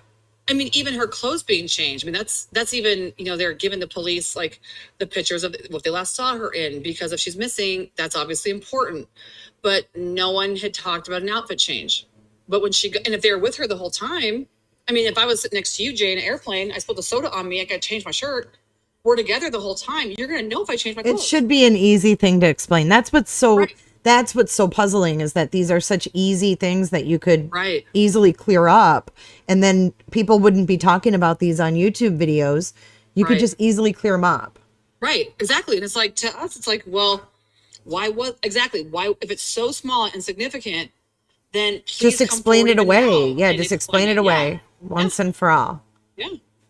Because I when they're agree. going through the house, I mean, clearly they should have been looking for a different shirt, versus the one that was in Arizona that she was wearing. They should have been looking for the one that she walked in the door with. So, I mean, that's potential evidence that's not there, And if they're only testing the shirt that she was in Arizona in, well, clearly that's not going to be potentially the evidence that they're looking for. It could come across with nothing, but that's not because a crime didn't happen that she was, could be culpable for. It's because it wasn't the right shirt, so it's very important to have all those things. And where is that shirt? Do we know where the shirt is? Did Chris do anything with it?